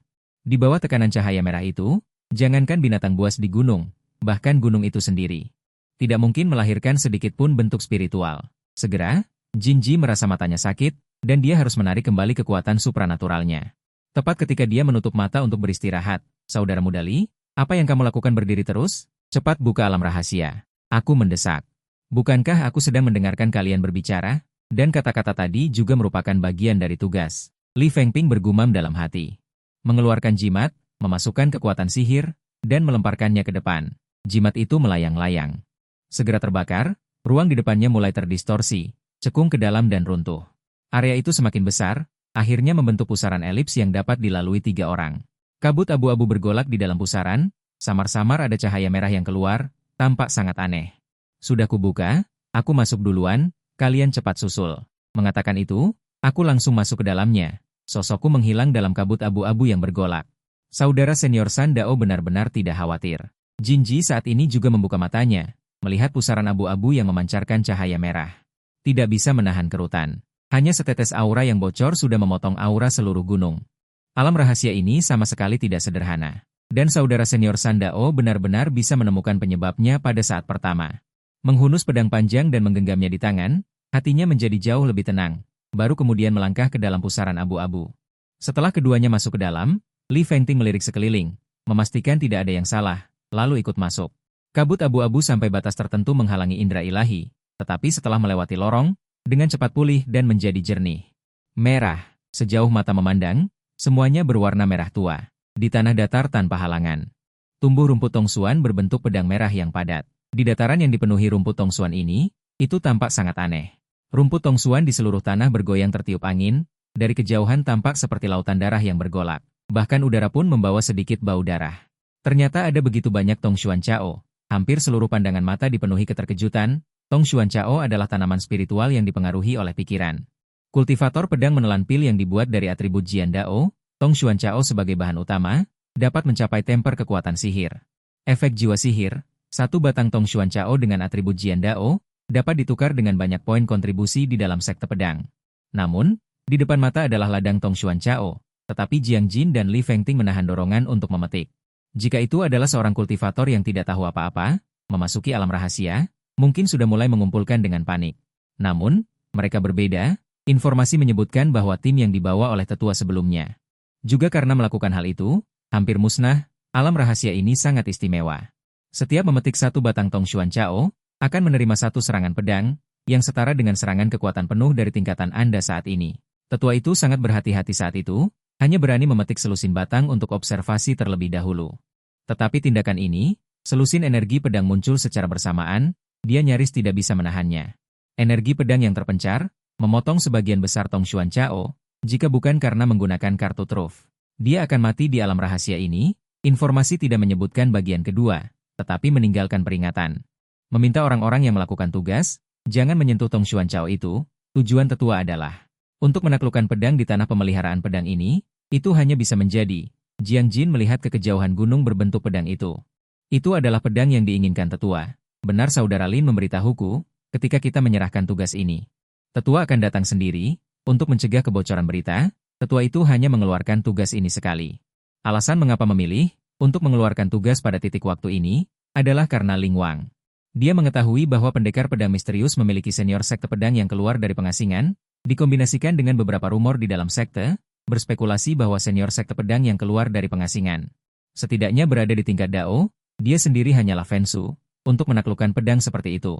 Setidaknya tingkat Dao, benar-benar agak sulit, tetapi jika ada senior sekte pedang di tempat kejadian, melihat generasi muda dalam kesulitan, mungkinkah dia akan berdiam diri? Setelah Dao, kultivator pedang menyatu dengan pedang. Bahkan jika bertemu dengan pedang yang lebih baik, tidak akan meninggalkan pedangnya sendiri, jadi kemungkinan untuk mengambil keuntungan bahkan lebih kecil. Bukankah ini ide terbaik? Tidak ada kesempatan yang lebih baik dari ini, dan beberapa faksi di dalam sekte juga ingin tahu pendekar pedang misterius mana yang keluar dari pengasingan, untuk memfasilitasi rencana di masa depan. Jadi mereka mengatur seorang murid dari salah satu faksi, untuk berpartisipasi dalam tugas ini, jadi selain tujuan Ling Qiuxian yang jelas. Pendekar pedang dari amplop itu, bahkan Xuan Jianxi pun punya motif tersembunyi. Hanya Li Fengping yang benar-benar tidak tahu apa-apa. Murni datang untuk meramaikan suasana, tetapi mereka berdua malah ditahan. Dia baik-baik saja. Lihatlah seperti apa alam rahasia ini. Dia bukan iblis yang tidak membuat drama. Jiang Jin sedikit menggelengkan kepalanya. Tetua sepertinya kurang pertimbangan. Dia tidak optimis tentang tetua yang ingin menaklukkan pedang ini. Li Fengping sedikit menggelengkan kepalanya. Itu belum tentu seorang kultivator pedang iblis. Banyak kultivator pedang ortodoks mengambil jalan pembantaian, dan mungkin saja mengatur alam rahasia seperti itu. Baiklah, jangan buang waktu lagi. Mari kita pergi ke kaki gunung itu sekarang. Aku menyela mereka berdua. Kemudian, tanpa menunggu tanggapan mereka, aku melangkah maju. Dimanapun aku lewat, banyak rumput tongsuan yang tumbang. Bilah berbentuk pedang yang keras bertabrakan satu sama lain, membuat suara renyah. Li Fengping tertegun dan dengan cepat mengikuti. Saudara Yo ini terlalu tenang, sama sekali tidak gugup. Sebuah pikiran melintas di benak Jiang Jin. Kemudian dia juga dengan hati-hati melewati padang rumput tongsuan dan mengikuti mereka berdua. Sepanjang jalan tanpa kata. Jiang Jin dan Li Fengping terus mengamati sekeliling. Tetapi selain padang rumput tongsuan yang tak berujung dan beberapa rantai yang tidak diketahui asalnya. Tidak ada apa-apa lagi. Mereka juga sangat berhati-hati saat melangkah. Dibandingkan dengan itu, aku jauh lebih santai. Di tempat kakiku melangkah, bilah-bilah itu bertabrakan dan berdering tanpa henti. Li Fengping, yang berada di belakangnya, sangat ketakutan. Karena takut serangan energi pedang akan datang jika dia tidak hati-hati. Tidak perlu berhati-hati, batang dan daun rumput tongsuan kuat dan tidak mudah dipatahkan. Kata-kataku tidak berguna. Keduanya masih sangat berhati-hati. Justru karena itu. Setelah beberapa saat, mereka bertiga sampai di bawah puncak pedang itu. Akhirnya keluar dari padang rumput tongsuan. Jiang Jin dan Li Fengping menghela napas lega. Dalam puluhan meter di dekat puncak pedang, apalagi rumput tongsuan. Bahkan tidak ada satupun rumput liar. Tanah berwarna merah tua terasa agak lembut saat diinjak. Persyaratan tugas hanyalah untuk menyelidiki. Kalau begitu mari kita mulai merekam. Saat aku mengatakan itu, aku bersiap untuk menggunakan teknik cahaya misterius untuk merekam pemandangan di sini. Semburan cahaya putih menyala, tetapi aku melihat Li Fengping memegang kamera. Barusan adalah cahaya dari lampu kilat. Jiang Jin melihat kamera dengan canggung, mengambil ponselnya dan mengambil gambar di mana-mana. Diam-diam menyerah menggunakan ide teknik cahaya misterius. Dia juga mengeluarkan ponsel yang baru dibelinya dan mulai mengambil gambar. Aku merasa sedikit kagum di dalam hati. Banyak tindakan bawah sadarku. Dipengaruhi oleh dunia ini. Dibandingkan dengan para kultivator saat ini, aku tampak agak tidak fleksibel. Meskipun ingatan masa lalu tidak dilupakan, tetapi jika tidak tersentuh, aku tidak akan memikirkannya lagi. Untuk sesaat, dia tidak bisa menahan diri untuk tidak mengingat hal-hal yang terjadi saat itu. Itu benar-benar berantakan. Bagaimana kabarmu, Saudara Sandao? Kami sudah selesai merekam di sini, ayo kita cocokkan. Suara Li Fengping memotong pikirannya. Aku merekam semuanya dengan jelas, sayang sekali alat perekam bayangan terlalu mahal. Aku belum mempelajari pohon suang-wuang. Jika tidak, poin kontribusi akan lebih banyak. Li Fengping mengeluh sambil bermain dengan kamera. Harga kamera jauh lebih jelas. Jika bukan karena foto yang tidak bisa merekam esensi dan makna yang sebenarnya. Alat perekam bayangan sudah lama ketinggalan zaman. Tapi tugas ini hanya memberi sedikit poin kontribusi. Rugi jika membelinya. Membeli alat perekam bayangan benar-benar rugi. Kemudian aku menyerahkan ponselku kepada Li Fengping untuk diperiksa. Setelah memastikan tidak ada yang terlewat, aku juga mengumpulkan beberapa sampel tanah, dan hampir mencapai sisi puncak pedang. Bersiap untuk memotong sedikit batu sebagai sampel untuk dibawa kembali. Mengangkat pedang dan menebas dengan keras, cahaya dingin berkilauan. Suara perbenturan logam terdengar, percikan api beterbangan, kekuatan pantulan membuat telapak tangannya mati rasa. Tidak memotong puncak pedang ini, substansinya sangat keras di luar dugaan. Menghindar, tiba-tiba peringatanku terdengar di telinga. Semburan energi pedang tak terlihat keluar, udara mendesis, pupil mata Jiang Jin hampir mengecil. Tidak sempat berpikir panjang, saat energi pedang hendak mengenainya, dia tanpa sadar menghindar ke samping.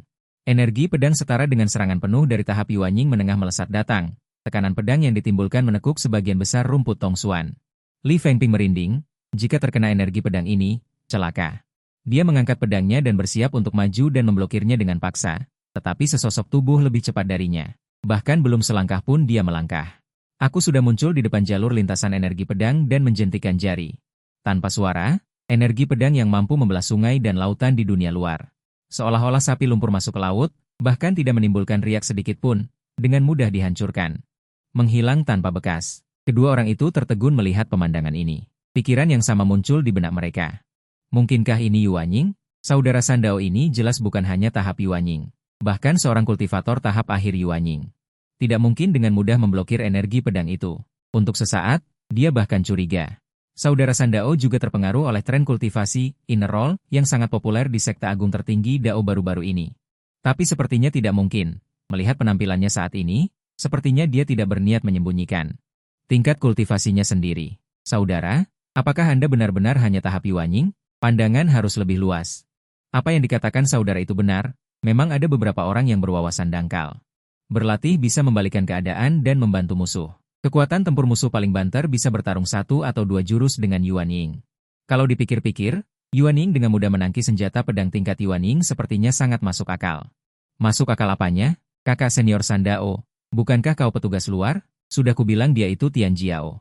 Kapan kata Tian Jiao bisa dikaitkan dengan petugas luar? Lencana petugas luar sekte pedang sekeren ini? Sekte pedang sudah lama menguasai seluruh alam Taishuan. Oke, tapi dia tidak bertanya lagi. Kakak senior Sandao memberikan penjelasan. Itu sudah cukup untuk keperluan tugas. Adapun puncak pedang ini sendiri, biarlah tetua yang menyelidikinya sendiri.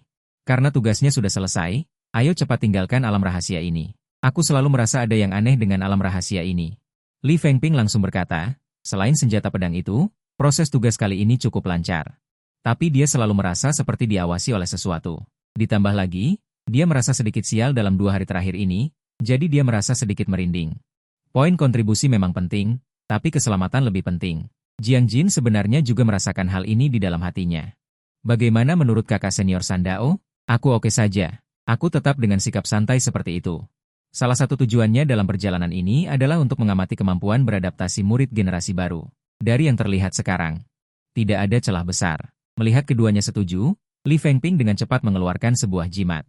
Sama persis dengan yang digunakan saat masuk. Setelah menuangkan kekuatan sihir ke dalamnya untuk menyalakannya, pusaran elips dengan kabut abu-abu bergejolak muncul kembali.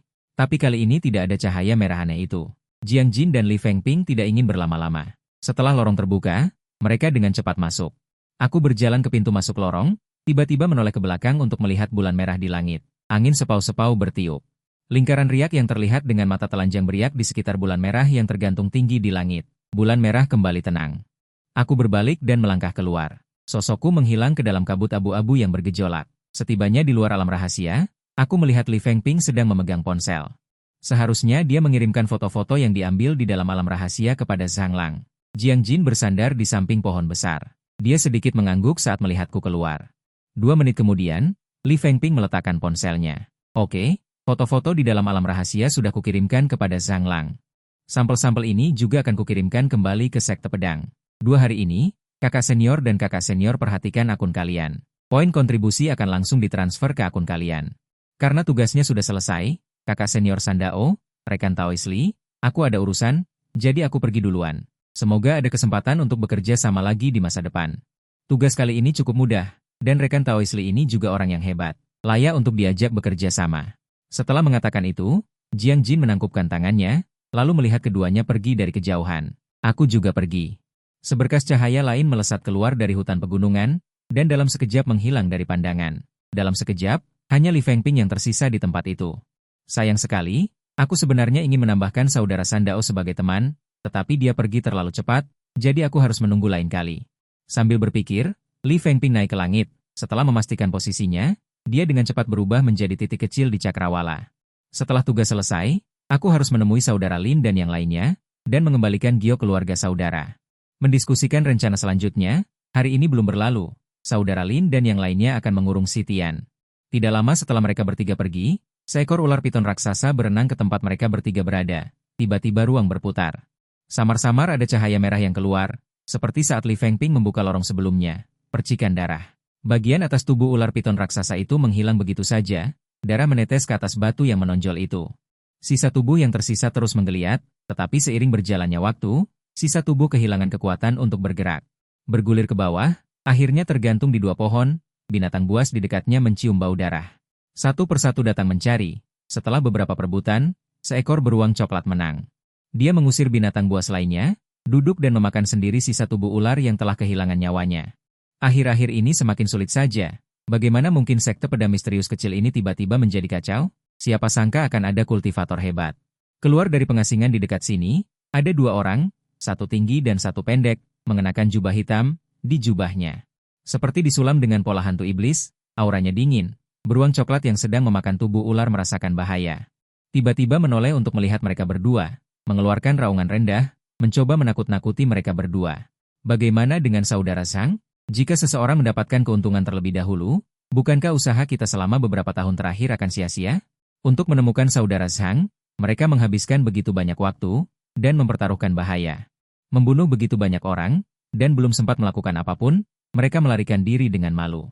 Tidak mungkin, kita hanya bisa menghindarinya untuk sementara waktu. Bahkan kultivator besar Nas Chen Sol pun jatuh, kita berdua. Benar-benar tidak tahan. Mereka berdua bahkan tidak melihat beruang coklat itu melihat mereka berdua. Melewati sisinya, matanya menunjukkan sedikit amarah, detik berikutnya seluruh kepalanya meledak. Tubuh besar itu tiba-tiba jatuh, bergemuruh ke bawah gunung, dan mematahkan beberapa pohon kecil di sepanjang jalan. Seekor beruang yang belum membuka kecerdasannya, bagi mereka berdua seperti meremukan seekor semut. Segera mereka berdua tiba di tempat sebelumnya. Lorong alam rahasia dibuka, tetapi apakah kita benar-benar tidak peduli dengan tuan muda? Yang tinggi menjilat darah di punggung tangannya. Menunjukkan ekspresi menikmati, dipadukan dengan temperamen dan wajahnya yang aneh, tampak sangat mesum. Dia menghela napas dalam hati, menyadari bahwa penampilan dan aura kedua saudaranya sangat bermasalah. Adiknya ini bahkan memiliki sedikit kelainan aneh, membunuh banyak orang saat melacak kakak beradik Zhang. Itu sebabnya dia meninggalkan segalanya dan keluar dari ruang Xuanjian, agar tidak ketahuan dan dituduh sebagai pembela jalan sesat. Di era ini, orang-orang seperti kedua saudara mereka, yang tampak seperti penjahat dari luar hingga ke dalam, sudah sangat jarang. Tuan muda sudah mengingatkan, dia tidak mau pergi, kami juga tidak bisa berbuat apa-apa. Tidak mungkin kami mempertaruhkan nyawa untuknya, tuan muda memiliki latar belakang, mungkin bisa menahannya. Saudara-saudara mereka tidak bisa. Omong-omong, kultivator hebat yang keluar, aku tidak tahu siapa. Kenapa dia memilih ruang Xuanjian? Kenapa kau tidak pergi ke tempat lain? Tapi, memanggil Mu Sheng. Belum sempat mengutuk, tiba-tiba ada kilatan cahaya merah di depan mata, diikuti oleh kekuatan hisap yang sulit dilawan. Dalam sekejap mata dunia sudah berubah drastis, bulan merah tergantung tinggi di langit. Yang terlihat adalah warna merah tua, jelas bukan tempat yang baik. Bukan? Aku hanya mengutuk dalam hati. Dan bahkan belum selesai mengutuk, kenapa balasannya datang begitu cepat? Kultivator tingkat tinggi tidak boleh dikutuk, tapi bukankah itu rumput tongsuan? Kak Nie menunjuk ke seluruh area di depan padang rumput tongsuan dan berkata, setelah mengidentifikasi satu persatu, ternyata benar. Karena perhatiannya tertuju pada bulan merah di atas kepala, dia tidak menyadari bahwa di padang rumput di depannya. Semuanya ternyata rumput tongsuan. Melihat ke kejauhan, hutan pedang berdiri tegak. Rantai yang melilitnya semakin menambah suasana suram. Mungkinkah ini tempat untuk memelihara pedang seorang ahli pedang? Ketika baru saja terseret masuk, dia juga tidak melihat jalan keluar. Jadi ini seharusnya menjadi alam rahasia tambahan, melihat gaya di dalam alam rahasia. Ini sangat mungkin merupakan karya seorang raksasa jalan sesat. Kak Nie dengan tenang menganalisis situasi saat ini. Raksasa jalan sesat semacam ini biasanya sangat kejam, dan alam rahasia yang mereka atur sangat berbahaya. Mereka tidak akan melihat mereka, yang juga merupakan orang-orang dari jalan sesat, dan menunjukkan belas kasihan. Benar? Di mana alat pendeteksi tahun alam rahasia kita? Cepat keluarkan dan ukur. Kak Nie, bukankah kamu bilang beberapa barang yang tidak penting dan tidak nyaman dibawa, tidak perlu diurus? Cepat pergi. Benda itu sangat besar, jadi aku meninggalkannya di sana. Pemboros, alat pendeteksi usia alam rahasia itu bernilai lebih dari 3 juta koin ling. Itu adalah hasil jerih payah mereka selama puluhan tahun, bukankah itu barang penting? Ege ingin menangis tanpa air mata, dia sangat ingin membuka kepala adik bodohnya ini. Lihat apa yang ada di otaknya, Gao Ge melihat ekspresi kakaknya, hatinya juga sedikit kosong. Hati Ege terasa sesak, tetapi dia tidak mengatakan apa-apa, sekarang bukan waktunya untuk berselisih. Sudahlah. Aku akan menguji stabilitas ruang di sini dulu, lihat apakah bisa dibuka. Jalur keluar, Ege mengeluarkan jimat, hati-hati. Jangan putuskan rumput tongsuan ini. Setelah mengatakan itu, dia menuju jimat di antara kedua ujung jarinya. Menyuntikkan sedikit kekuatan sihir, di era sekarang ini, para kultivator telah menyimpulkan satu set. Proses pengembangan alam rahasia yang lengkap, pertama gunakan alat pendeteksi usia energi spiritual untuk menentukan usia. Umumnya semakin kuno alam rahasia semakin berbahaya. Kemudian gunakan jimat pemecah ruang untuk menguji stabilitas ruang. Pastikan ada jalan keluar. Bisa keluar kapan saja jika situasinya tidak benar. Harus dipastikan dulu kedua poin ini, baru bisa memulai eksplorasi lebih lanjut. Jimat pemecah ruang di antara kedua ujung jari Ege, dengan suntikan kekuatan sihir, sedikit cahaya api kuning muda muncul. Tempat di mana cahaya api membakar sedikit terdistorsi, seolah-olah akan pecah kapan saja, seiring berjalannya waktu. Cahaya api kuning muda secara bertahap berubah menjadi biru. Ruang yang terdistorsi tampaknya akhirnya mencapai batasnya. Setelah suara renyah, distorsi itu pecah. Melalui itu, pemandangan luar bisa terlihat, tetapi dengan cepat kabut abu-abu menyelimutinya. Berhasil. Ege menjentikan tangan kanannya, cahaya api pada jimat pemecah ruang padam, stabilitas ruang Ling tidak terlalu kuat. Dia berada di tahap akhir transformasi dewa, Gao Ge berada di tahap tengah transformasi dewa. Mereka bisa keluar kapan saja. Hati-hati, jangan terlalu serakah. Bahkan jika kita hanya memetik beberapa ratus batang rumput tongsuan kali ini, kita bisa menghasilkan banyak uang. Untuk amannya, Ege tidak berencana mendekati gunung seperti pedang itu kali ini, toh dia sudah tahu koordinat di sini. Kita bisa datang lagi kapan saja di masa depan. Setelah menjual rumput tongsuan kali ini, tunggu sampai masalah mereda dan tukar harta sihir. Saat itu aku pasti akan membuat kakak beradik Zhang itu terlihat bagus. Jangan khawatir kak, aku akan berhati-hati. Gao Ge mengangguk, mengulurkan tangan untuk meraih sebatang rumput tongsuan di dekat kakinya. Rumput tongsuan dengan atribut ini memiliki ujung daun yang tajam. Jika tidak hati-hati bisa menggores kulit, tetapi tidak sampai melukai seorang kultivator transformasi dewa.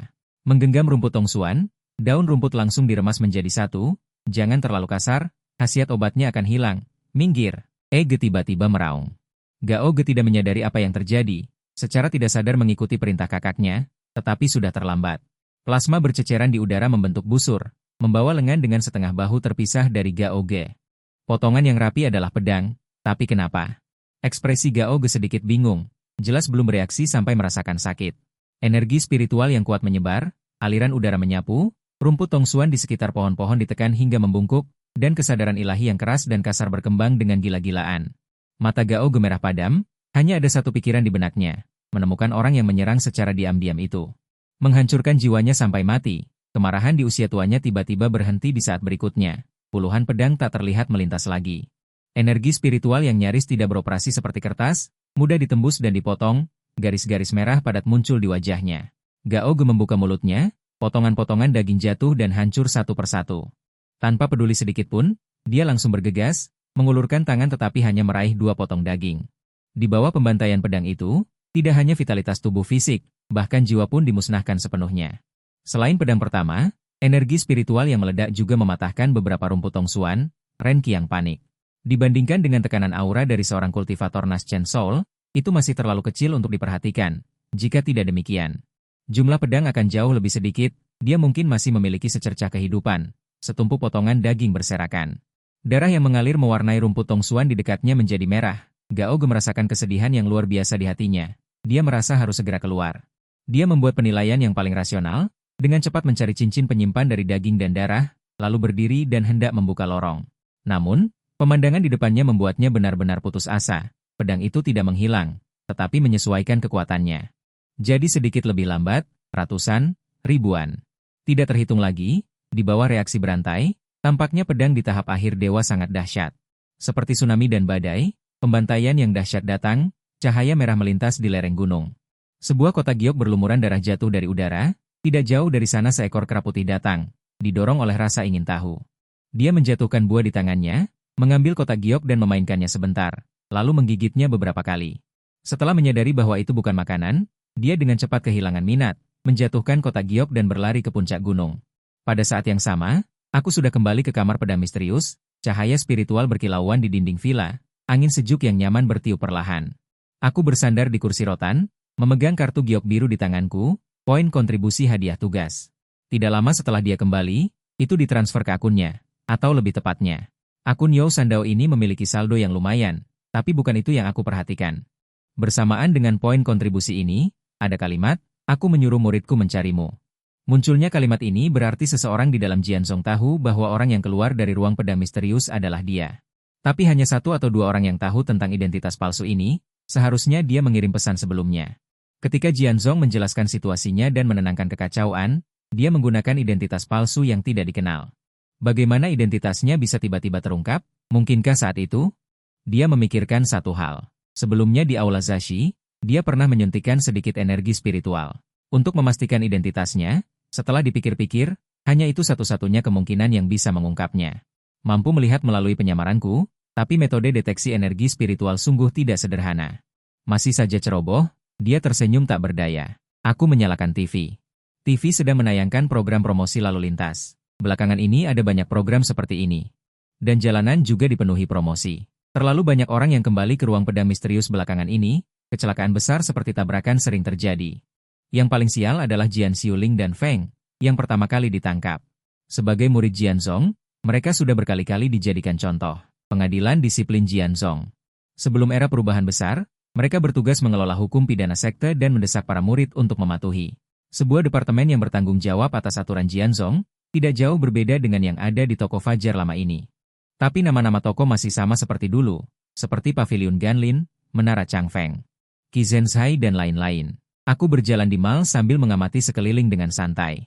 Karena dia membutuhkan bantuan, dia berencana untuk menyiapkan sedikit hadiah dan membeli beberapa bahan untuk meningkatkan formasi kediamannya. Jika dia menggunakan bahan-bahan yang dia bawa untuk meningkatkan formasi kecil, itu akan terlalu boros. Akhirnya aku masuk ke toko bernama Paviliun Suanyue. Toko ini terutama menjual beberapa bahan spiritual, suplemen darah binatang, dan bahan kultivasi lainnya. Di bagian terkait dari jaringan spiritual, banyak orang memberikan evaluasi yang tinggi untuk toko ini. Begitu aku masuk, seorang tenaga penjualan dengan ceongsa merah, dengan wajah cantik menyambutku dengan senyum lebar. Pelanggan, ada yang bisa saya bantu? Aku ingin membeli beberapa bahan formasi, kualitas tidak terbatas, dan peringkatnya juga tidak perlu terlalu tinggi. Ternyata seorang ahli formasi, yang disebut 100 seni kultivasi abadi, hanya amplitudo energi. Dengan munculnya banyak profesi baru, daya tarik 100 seni kultivasi abadi telah menurun, tetapi jelas lebih baik daripada kultivator biasa. Bahan amplitudo. Belok kiri di depan ke area kue. Apakah Anda ingin saya mengantar Anda ke sana? Tidak perlu, saya bisa pergi sendiri. Baik, petugas penjualan mengangguk ringan, masih dengan senyum di wajahnya. Kembali ke posisi semula. Setiap sosok dan penampilan beberapa orang dalam satu baris adalah yang terbaik. Terlihat menyenangkan. Konon toko ini dulunya juga merekrut kultivator pesona dari sekte gembira. Untuk menjadi fasad, bisnisnya sangat ramai. Namun, tidak lama kemudian dilaporkan oleh rekan-rekan. Dan kebetulan wali kota baru menjabat dan menata kota, jadi kultivator pesona itu dipecat. Saya berjalan ke dalam dan belok kiri ke area kue. Melihat sekeliling, berbagai bahan spiritual ditata di konter yang terang. Harganya mulai dari 1.000 koin hingga ratusan ribu koin nol. Tidak terlalu mahal. Daya beli 10 koin nol. Setara dengan 1 unit standar makanan ringan. Metode pembagian ini diusulkan oleh seorang tetua di aliansi Jalan Lurus. Istana Kaisar Suci telah memperbaikinya dan akhirnya mempromosikannya ke seluruh sistem mata uang alam Taishuan. Energi spiritual yang terkandung dalam 1 unit standar makanan ringan, setara dengan total energi spiritual yang diekstraksi oleh seorang kultivator ki pelatihan biasa di lapisan pertama selama 24 jam. Energi spiritual adalah daya beli. Jadi pada dasarnya tidak mungkin untuk memalsukan. Dengan hati-hati amati bahan spiritual di sepanjang konter. Singkirkan beberapa barang yang energinya spiritualnya telah memudar, usianya tidak cukup, atau ada cacat di suatu tempat. Ini dan yang di sana, tolong bungkus untukku. Tumbuh di dalam 1 potong kristal biru transparan dengan benang putih halus. Sebatang bambu berukuran 8 inci dengan pola ungu. Serta sepotong batu dengan bintik-bintik emas pucat. Ketiga benda ini dianggap relatif baik di antara banyak bahan spiritual. Baik, pelanggan, harap tunggu sebentar. Petugas penjualan di belakang konter mengangguk sedikit. 3 jenis bahan spiritual segera dikemas dengan kotak kayu yang indah. Apakah Anda membutuhkan tas? Tidak perlu, tolong simpan baik-baik. Begitu kotak itu jatuh ke tangan saya, kotak itu langsung menghilang. Total 173.500 koin nol. Petugas penjualan mengeluarkan sebuah instrumen. Penampilannya mirip dengan yang saya lihat sebelumnya di aula urusan. Saya mengeluarkan token batu Gyokcian dan memasukkannya ke dalam instrumen. Poin kontribusi di pedang dapat langsung digunakan sebagai koin nol. Namun, itu hanya terbatas pada area di bawah sekte pedang. Nilai tukarnya adalah 1.000. Setelah tugas kemarin selesai, dia mendapat 1.000 poin kontribusi. Jika dikonversi, setara dengan 1 juta koin nol. Versi terlalu rendah, harap tingkatkan sebelum digunakan. Namun, pengerjaannya sendiri sudah ada sejak beberapa generasi sebelumnya, selama era perubahan besar. Kartu identitas giok di pedang. Entah sudah berapa kali ditingkatkan. Kalau begitu, gunakan ini saja. Aku mengeluarkan kartu giok dan beralih mengambil pedang penyimpanan. Penjual menerimanya dan mengirimkan sedikit kesadaran ilahi. Di dalamnya tertata rapi camilan-camilan. Camilan. Dia mengira itu adalah koin nol. Tunggu sebentar, saya perlu meminta izin kepada bos. Penjual itu pergi dengan tergesa-gesa. Sepertinya setelah kembali kali ini, saya harus memperbarui kartu identitas penyamaran. Saat aku sedang berpikir, sekelompok orang berjalan ke toko. Ternyata itu gadis kecil Zhang Yunlu. Aku melihat Zhang Yunlu juga melihatku berdiri di depan konter setelah dia masuk. Tidak salah lihat, kan? Kita bertemu di sini. Zhang Yunlu sedikit bingung. Semalam dia disiksa lagi oleh adegan itu sepanjang malam. Ketika dia bangun pagi ini, dia entah kenapa naik ke tingkat 9 kilatihan. Jadi, setelah sarapan, dia pergi ke mall untuk melihat ramuan spiritual untuk meramu cairan fondasi pengecoran. Juga untuk mempersiapkan pengecoran fondasi berikutnya. Setelah ragu-ragu selama beberapa detik, dia masih berjalan ke arahku. Kita bertemu lagi, gadis kecil. Meskipun aku merasa kita pasti akan bertemu lagi. Tapi aku tidak menyangka itu akan datang begitu cepat. Aku juga tidak menyangkanya. Sang Yunlu berhenti. Adegan yang muncul di benakku setiap malam. Apakah itu yang kamu lakukan? Dari sudut pandang tertentu, seharusnya begitu. Namun, menyaksikan secara langsung pertarungan antara ahli hebat. Untuk kultivasimu saat ini, itu juga merupakan kesempatan yang bagus, kataku sambil tersenyum. Bagaimana? Apakah ada hadiah dalam 2 hari ini? Hadiah? Apakah aku mencapai tingkat Ki ke-9 dianggap sebagai hadiah? Oke, sekarang tidak perlu mengatakan apa-apa lagi. Pada saat ini, penjual keluar dan menyerahkan cincin penyimpanan yang sudah kosong kepadaku. Halo, pelanggan. Jumlah batu roh sudah diverifikasi. Ini cincin penyimpanan Anda. Aku menerima cincin penyimpanan dan melemparkannya begitu saja. Sang Yunlu dengan cepat menangkapnya. Kamu seharusnya belum memiliki perlengkapan luar angkasa. Aku akan memberikan ini padamu. Sang Yunlu tertegun. Mungkinkah ini hadiah kecil yang dia katakan terakhir kali lumayan? Penjual yang menyaksikan semua ini penuh dengan iri hati. Alam penyimpanan tidaklah murah. Makanan ringan yang ada di dalamnya tadi bahkan tidak cukup untuk uang kembalian. Ayo pergi, kita bicara di luar. Karena aku sudah bilang akan memberimu hadiah kecil yang lumayan, aku tidak akan mengingkari janjiku. Mungkinkah yang dimaksud bukan alam penyimpanan ini? Sang Yunlu memakai alam penyimpanan, aliansi ikuti aku. Para penjaga di kedua sisi pintu membungkuk sedikit menyambut kedatangan berikutnya. Sang Yunlu sama sekali tidak memperhatikan kata-kata mereka. Mengikutiku dari belakang dengan perasaan gelisah, tetapi juga sedikit bersemangat. Tidak jauh berjalan, aku memperlambat langkahku. Membiarkan Sang Yunlu berjalan berdampingan denganku. Sejujurnya, bertemu denganmu di sini hari ini benar-benar membuatku sedikit terkejut. Terkejut, kultivator tingkat tinggi. Bukankah seharusnya bisa meramal? Tapi tidak mungkin meramal setiap saat. Lagi pula, bertemu dengan meramal. Apakah itu bisa disebut takdir? Aku terkekeh dan berkata, kembali ke topik utama. Dengan tingkat kultivasimu saat ini, bahkan jika kau diberi senjata sihir yang kuat, kau tidak akan bisa mengendalikannya. Aku akan memberitahumu bagaimana jalan kultivasi selanjutnya. Sang Yunlu berkonsentrasi penuh. Karena kau sudah berada di tingkat 9 pemurnian Ki, selanjutnya kau harus mempertimbangkan pembangunan fondasi. Apakah sekolah sudah memberitahu kalian tentang hal ini? Tingkatan pembangunan fondasi. Tingkatan pembangunan fondasi. Sang Yunlu berpikir sejenak. Guru-guru di sekolah belum mengajarkannya. Tapi aku dengar ada 3 tingkatan pembangunan fondasi. Tingkat terendah adalah setelah tingkat 9 pemurnian Ki, mengonsumsi cairan penerobos penghalang untuk membangun fondasi. Fondasi pembangunan fondasi seperti ini tidak stabil. Bahkan beberapa kultivator pemurnian Ki yang sedikit lebih kuat pun tidak bisa dikalahkan. Dan tidak ada harapan untuk maju lebih jauh. Oleh karena itu, disebut juga pembangunan fondasi palsu. Pembangunan fondasi tingkat menengah adalah kultivator yang bersaing setelah tingkat 9 pemurnian Ki, mengonsumsi cairan pembangunan fondasi atau pil pembangunan fondasi untuk mencapai pembangunan fondasi. Ini juga merupakan metode pembangunan fondasi yang paling ortodoks saat ini. Adapun tingkat atas, tidak hanya kultivator itu sendiri yang harus mencapai tingkat energi spiritual yang melimpah. Dalam persaingan, mereka harus menelan kapsul penyimpanan energi spiritual sambil menggunakan gudang energi spiritual. Setelah dimurnikan, cairan pembangunan fondasi diubah menjadi materi dan mempercepat penyerapan. Ketiga syarat ini harus dipenuhi. Baru ada kemungkinan untuk membangun fondasi tingkat atas. Hanya itu yang dia tahu. Aku berpikir keras. Cairan penerobos penghalang pembangunan fondasi palsu, kapsul penyimpanan energi spiritual, gudang energi spiritual, pemurnian material cairan pembangunan fondasi. Pembangunan fondasi saat ini sudah berkembang begitu ilmiah, dan lapisan Ki pemurnian Ki benar-benar bisa membangun fondasi.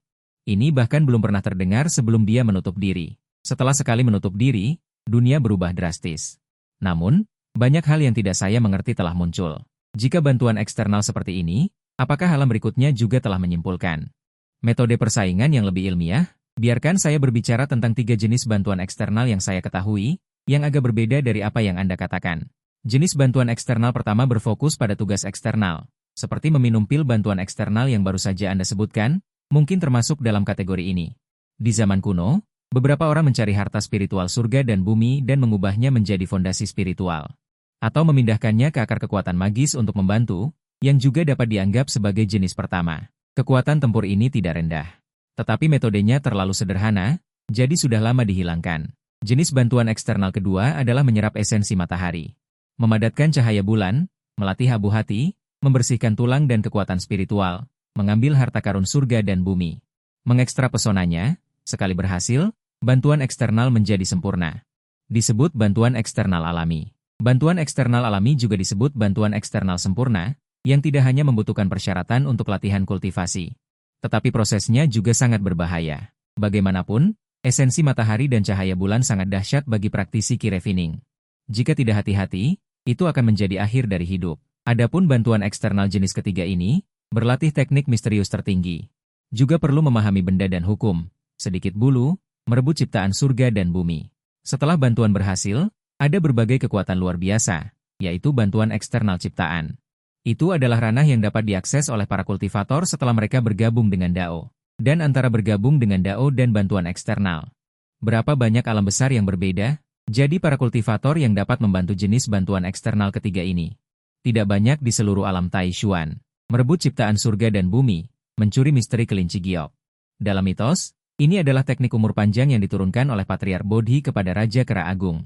Ketika mereka menciptakan jenis metode bantuan eksternal ini, mereka juga membuat referensi tertentu. Namun, sebenarnya keajaiban pasti tidak sebanding dengan itu. Setelah mendengarkan saya, ekspresi Zhang Yunlu kosong. Juga 3 jenis bantuan eksternal, tetapi perbedaan antara zaman kuno dan modern terlalu besar. Tapi mengapa apa yang dia tahu begitu berbeda? Jangan terlalu banyak berpikir. Jika saya tidak salah, sekolah khawatir Anda terlalu tinggi hati dan bukan sengaja menyembunyikannya. Bahkan kekuatan magis dari 7 sekte abadi telah dikirim ke manajemen perpustakaan sekolah menengah atas. Itu bahkan lebih tidak mungkin untuk sengaja menyembunyikan metode bantuan eksternal. Meskipun ada banyak praktisi di alam Tai Chuan saat ini, praktisi tingkat tinggi masih terlalu sedikit, jauh dari cukup. Sistem kultivasi akan menjadi semakin baik seiring dengan peningkatan dari generasi ke generasi. Apa yang saya katakan ini mungkin sudah ketinggalan zaman. Saya sarankan Anda untuk kembali ke sekolah dan melaporkan tingkat kultivasi Anda. Meskipun saya percaya diri, saya tidak sombong. Dan tidak akan meremehkan kebijaksanaan para praktisi di dunia ini. Saya dan Zhang Yunlu baru saja keluar dari pusat perbelanjaan dan berpapasan dengan seorang pria paruh baya. Berjas rapi dan berambut klimis. Di belakangnya ada beberapa siswa yang mengenakan seragam sekolah biru dan putih. Zhang Yunlu ragu-ragu sejenak dan dengan hormat menyapa. "Halo, guru." Ternyata itu adalah gurunya. Guru itu tersenyum dan menatapku. "Saya Fang Qi, Guru Zhang. Boleh saya tahu nama Anda?" Zhang Yunlu tidak tahu bagaimana menjawab pertanyaan ini untuk sementara waktu. "Saya guru privat Zhang. Saya secara santai membimbingnya dalam berkultivasi. Ini juga bisa dianggap sebagai guru privat." Namun, setelah mendengar identitasnya, para siswa di belakang Fang Qi saling bertukar pandang. Ekspresinya sendiri juga membeku. Begitu, jadi Zhang benar-benar berusaha keras. Fang Qi sedikit mengangguk. Lusa adalah tes pertempuran. Sepertinya Zhang akan mendapatkan hasil yang bagus. Kemudian, dia membawa beberapa siswa melewati mereka berdua dan memasuki pusat perbelanjaan. "Guru Anda ini tampaknya tidak memiliki kesan yang baik tentang Anda." Bicara tentang alasannya, terutama ketika dia mengatakan bahwa dia adalah guru privat Zhang Yunlu, tidak ada yang tidak bisa dikatakan. Guru Fang membuka kelas les ketika tahun ajaran dimulai tahun ini, dan hanya saya yang tidak pergi. Dan nilai saya cukup bagus di kelas, jadi selusin orang di kelas les juga berhenti. Sejak saat itu, guru ini tidak berani menargetkan saya secara terang-terangan. Bagaimanapun, Zhang Yunlu cukup terkenal di SMA Xuanjian. Tetapi dia juga secara tidak sengaja menargetkannya di kelas dan dalam berbagai hal. Jika mentalnya tidak cukup kuat, dia mungkin sudah mengurung diri. Dia jelas mengatakan di awal bahwa kelas les itu sukarela. Orang yang tidak ingin pergi tidak harus pergi. Kadang-kadang memang seperti ini, jelas tidak ingin menyinggung siapapun. Tapi entah kenapa aku menyinggung perasaannya. "Apa kau membencinya?" Aku bertanya.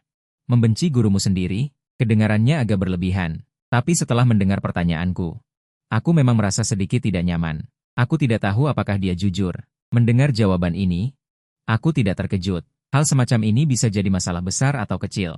Zhang Yunlu sendiri memiliki mental yang cukup baik. Dia tidak akan menyalahkan siapapun karena hal semacam ini. Biasanya dia mungkin tidak memikirkan hal ini. Tetapi setiap kali orang lain menyebutkan atau bertanya, dia akan merasa frustrasi setelah memikirkannya dengan cermat. Emosi masa muda datang dan pergi dengan cepat. Dia akan merasa tidak bahagia ketika mengingat hal-hal yang membuatnya rugi di masa lalu. Tetapi pada saat berikutnya, setelah mengalami hal yang menyenangkan, dia akan melupakan segalanya. Apakah kau ingin dia membayar harga? Membayar harga. Semua yang terjadi di masa lalu muncul di benaknya. Semakin aku memikirkannya, semakin aku merasa frustrasi. Dia mengangguk dengan paksa tanda menyerah. "Jika kau mau, ayo pergi." Aku melambaikan tangan untuk menghentikan taksi. Lebih dari 10 menit kemudian, mereka berdua kembali ke villa. Begitu Zhang Yunlu masuk, dia melihat sekeliling dengan rasa ingin tahu. Dia pernah mendengar tentang tempat ini, tetapi belum pernah ke sini. Aku menyalakan formasi AC dan menyesuaikannya ke suhu yang paling nyaman. Kemudian aku berbalik dan berkata langsung, kau baru saja naik ke tingkat 9 pemurnian Ki. Jangan terburu-buru dengan kultivasi. Aku akan mewariskanmu teknik pedang. Aku mengangkat tangan dan mengetuk, dan seberkas cahaya spiritual terbang keluar dan tiba dalam sekejap. Dengan cepat menyatu ke alis Zhang Yunlu. Saat cahaya spiritual memasuki alisnya, dia merasa pusing di depan matanya. Seolah-olah ada sesuatu yang tiba-tiba muncul di benaknya. Ketika dia sadar kembali, ada hampir 1000 kata. Setelah diperiksa lebih dekat, itu adalah teknik pedang. Teknik pedang awan mengalir. Teknik pedang yang ringan dan anggun. Gerakan pedangnya sangat indah dan berfokus pada penggunaan kekuatan orang lain. Mengatasi kekerasan dengan kelembutan dan mengatasi kecanggungan dengan keterampilan. Bagi para kultivator di periode pemurnian Ki, karena keterbatasan kekuatan spiritual itu sendiri, biaya untuk berlatih teknik sangat rendah. Teknik pertempuran jarak dekat semacam ini justru yang paling cocok. Dalam tes pertempuran berikutnya, teknik pedang ini akan cukup untukmu. 2 hari. Aku khawatir aku tidak bisa mempelajarinya. Bukan begitu. Bukankah ini terlalu melebih-lebihkan aku? Mempelajari teknik pedang dalam 2 hari. Kau tidak perlu khawatir tentang itu. Kau akan mengetahuinya secara alami setelah kembali. Aku juga tidak benar-benar berencana untuk membuatnya belajar sendiri. Setelah kau kembali ke sekolah besok, mencapai ranahmu sendiri, dan mempelajari detail tentang pendirian fondasi, datanglah ke sini lagi. Jika kau beruntung membangun fondasi surgawi, aku akan mewariskanmu teknik yang cocok, serta metode memanen esensi matahari dan bulan. Sambil berkata, dia mengeluarkan sebuah papan kayu kecil dari laci dan melemparkannya ke Zhang Yunlu, beserta harta karun alam. Ini adalah token komunikasi Zenfa, jangan sampai hilang. Beberapa menit kemudian, Zhang Yunlu meninggalkan villa, seluruh dirinya masih dalam keadaan linglung. Perasaan ini membuatku datang hanya untuk mengambil kunci Zenfa. Dan apa maksudnya jangan khawatir? Benarkah dia begitu percaya pada bakatku? Mungkinkah aku sebenarnya adalah seorang jenius kultivasi tersembunyi? Dia berdiri di pinggir jalan kompleks sambil melamun. Di jalan kecil, sesosok tubuh mendarat di atas cincin kuning biasa. Kak, kenapa kamu ada di sini? Aku datang menjemputmu. Zhang Xiu menjelaskan. Sebagai orang pertama yang menemukan kultivator hebat keluar dari pengasingan, sesuai prosedur, dia harus menyerahkan laporan yang merinci prosesnya. Kalau kamu, kenapa kamu ada di sini? Bagaimana aku harus mengatakannya? Mengatakan bahwa aku bertemu dengan seorang ahli yang keluar dari pengasingan di jalan. Lalu ahli itu menyukaiku dan ingin memberiku kesempatan? Bisakah aku mengatakannya? Melihat keraguannya, Zhang Xiu tidak bisa menahan perasaan canggung di dalam hatinya, tetapi wajahnya masih menunjukkan senyum lembut. Tidak apa-apa jika tidak nyaman untuk dikatakan. Tidak masalah, aku akan menyelinap masuk diam-diam di malam hari untuk menyelidiki. Zhang Yunlu sedikit mengangguk. Hatiku sedikit bersalah. Ayo pergi. Zhang Xiu tersenyum lembut. Mereka berdua berjalan keluar bersama. Bagaimanapun, seorang kultivator di bawah alam Yuanying tidak bisa membawa orang saat bertemu. Tidak mungkin dia kembali sendirian. Jadi dia hanya bisa naik taksi. Masih belum ada petunjuk. Di sebuah villa tidak jauh dari sana, sesosok tubuh berpakaian putih. Melihat punggung kedua bersaudara itu, matanya acuh tak acuh. Di belakangnya berdiri seseorang. Justru hari itu, pemuda iblis Xiu, Lian Xi, Panji 10.000 jiwa dihancurkan oleh Xiaoning Zhenren yang maju untuk bertarung dengannya.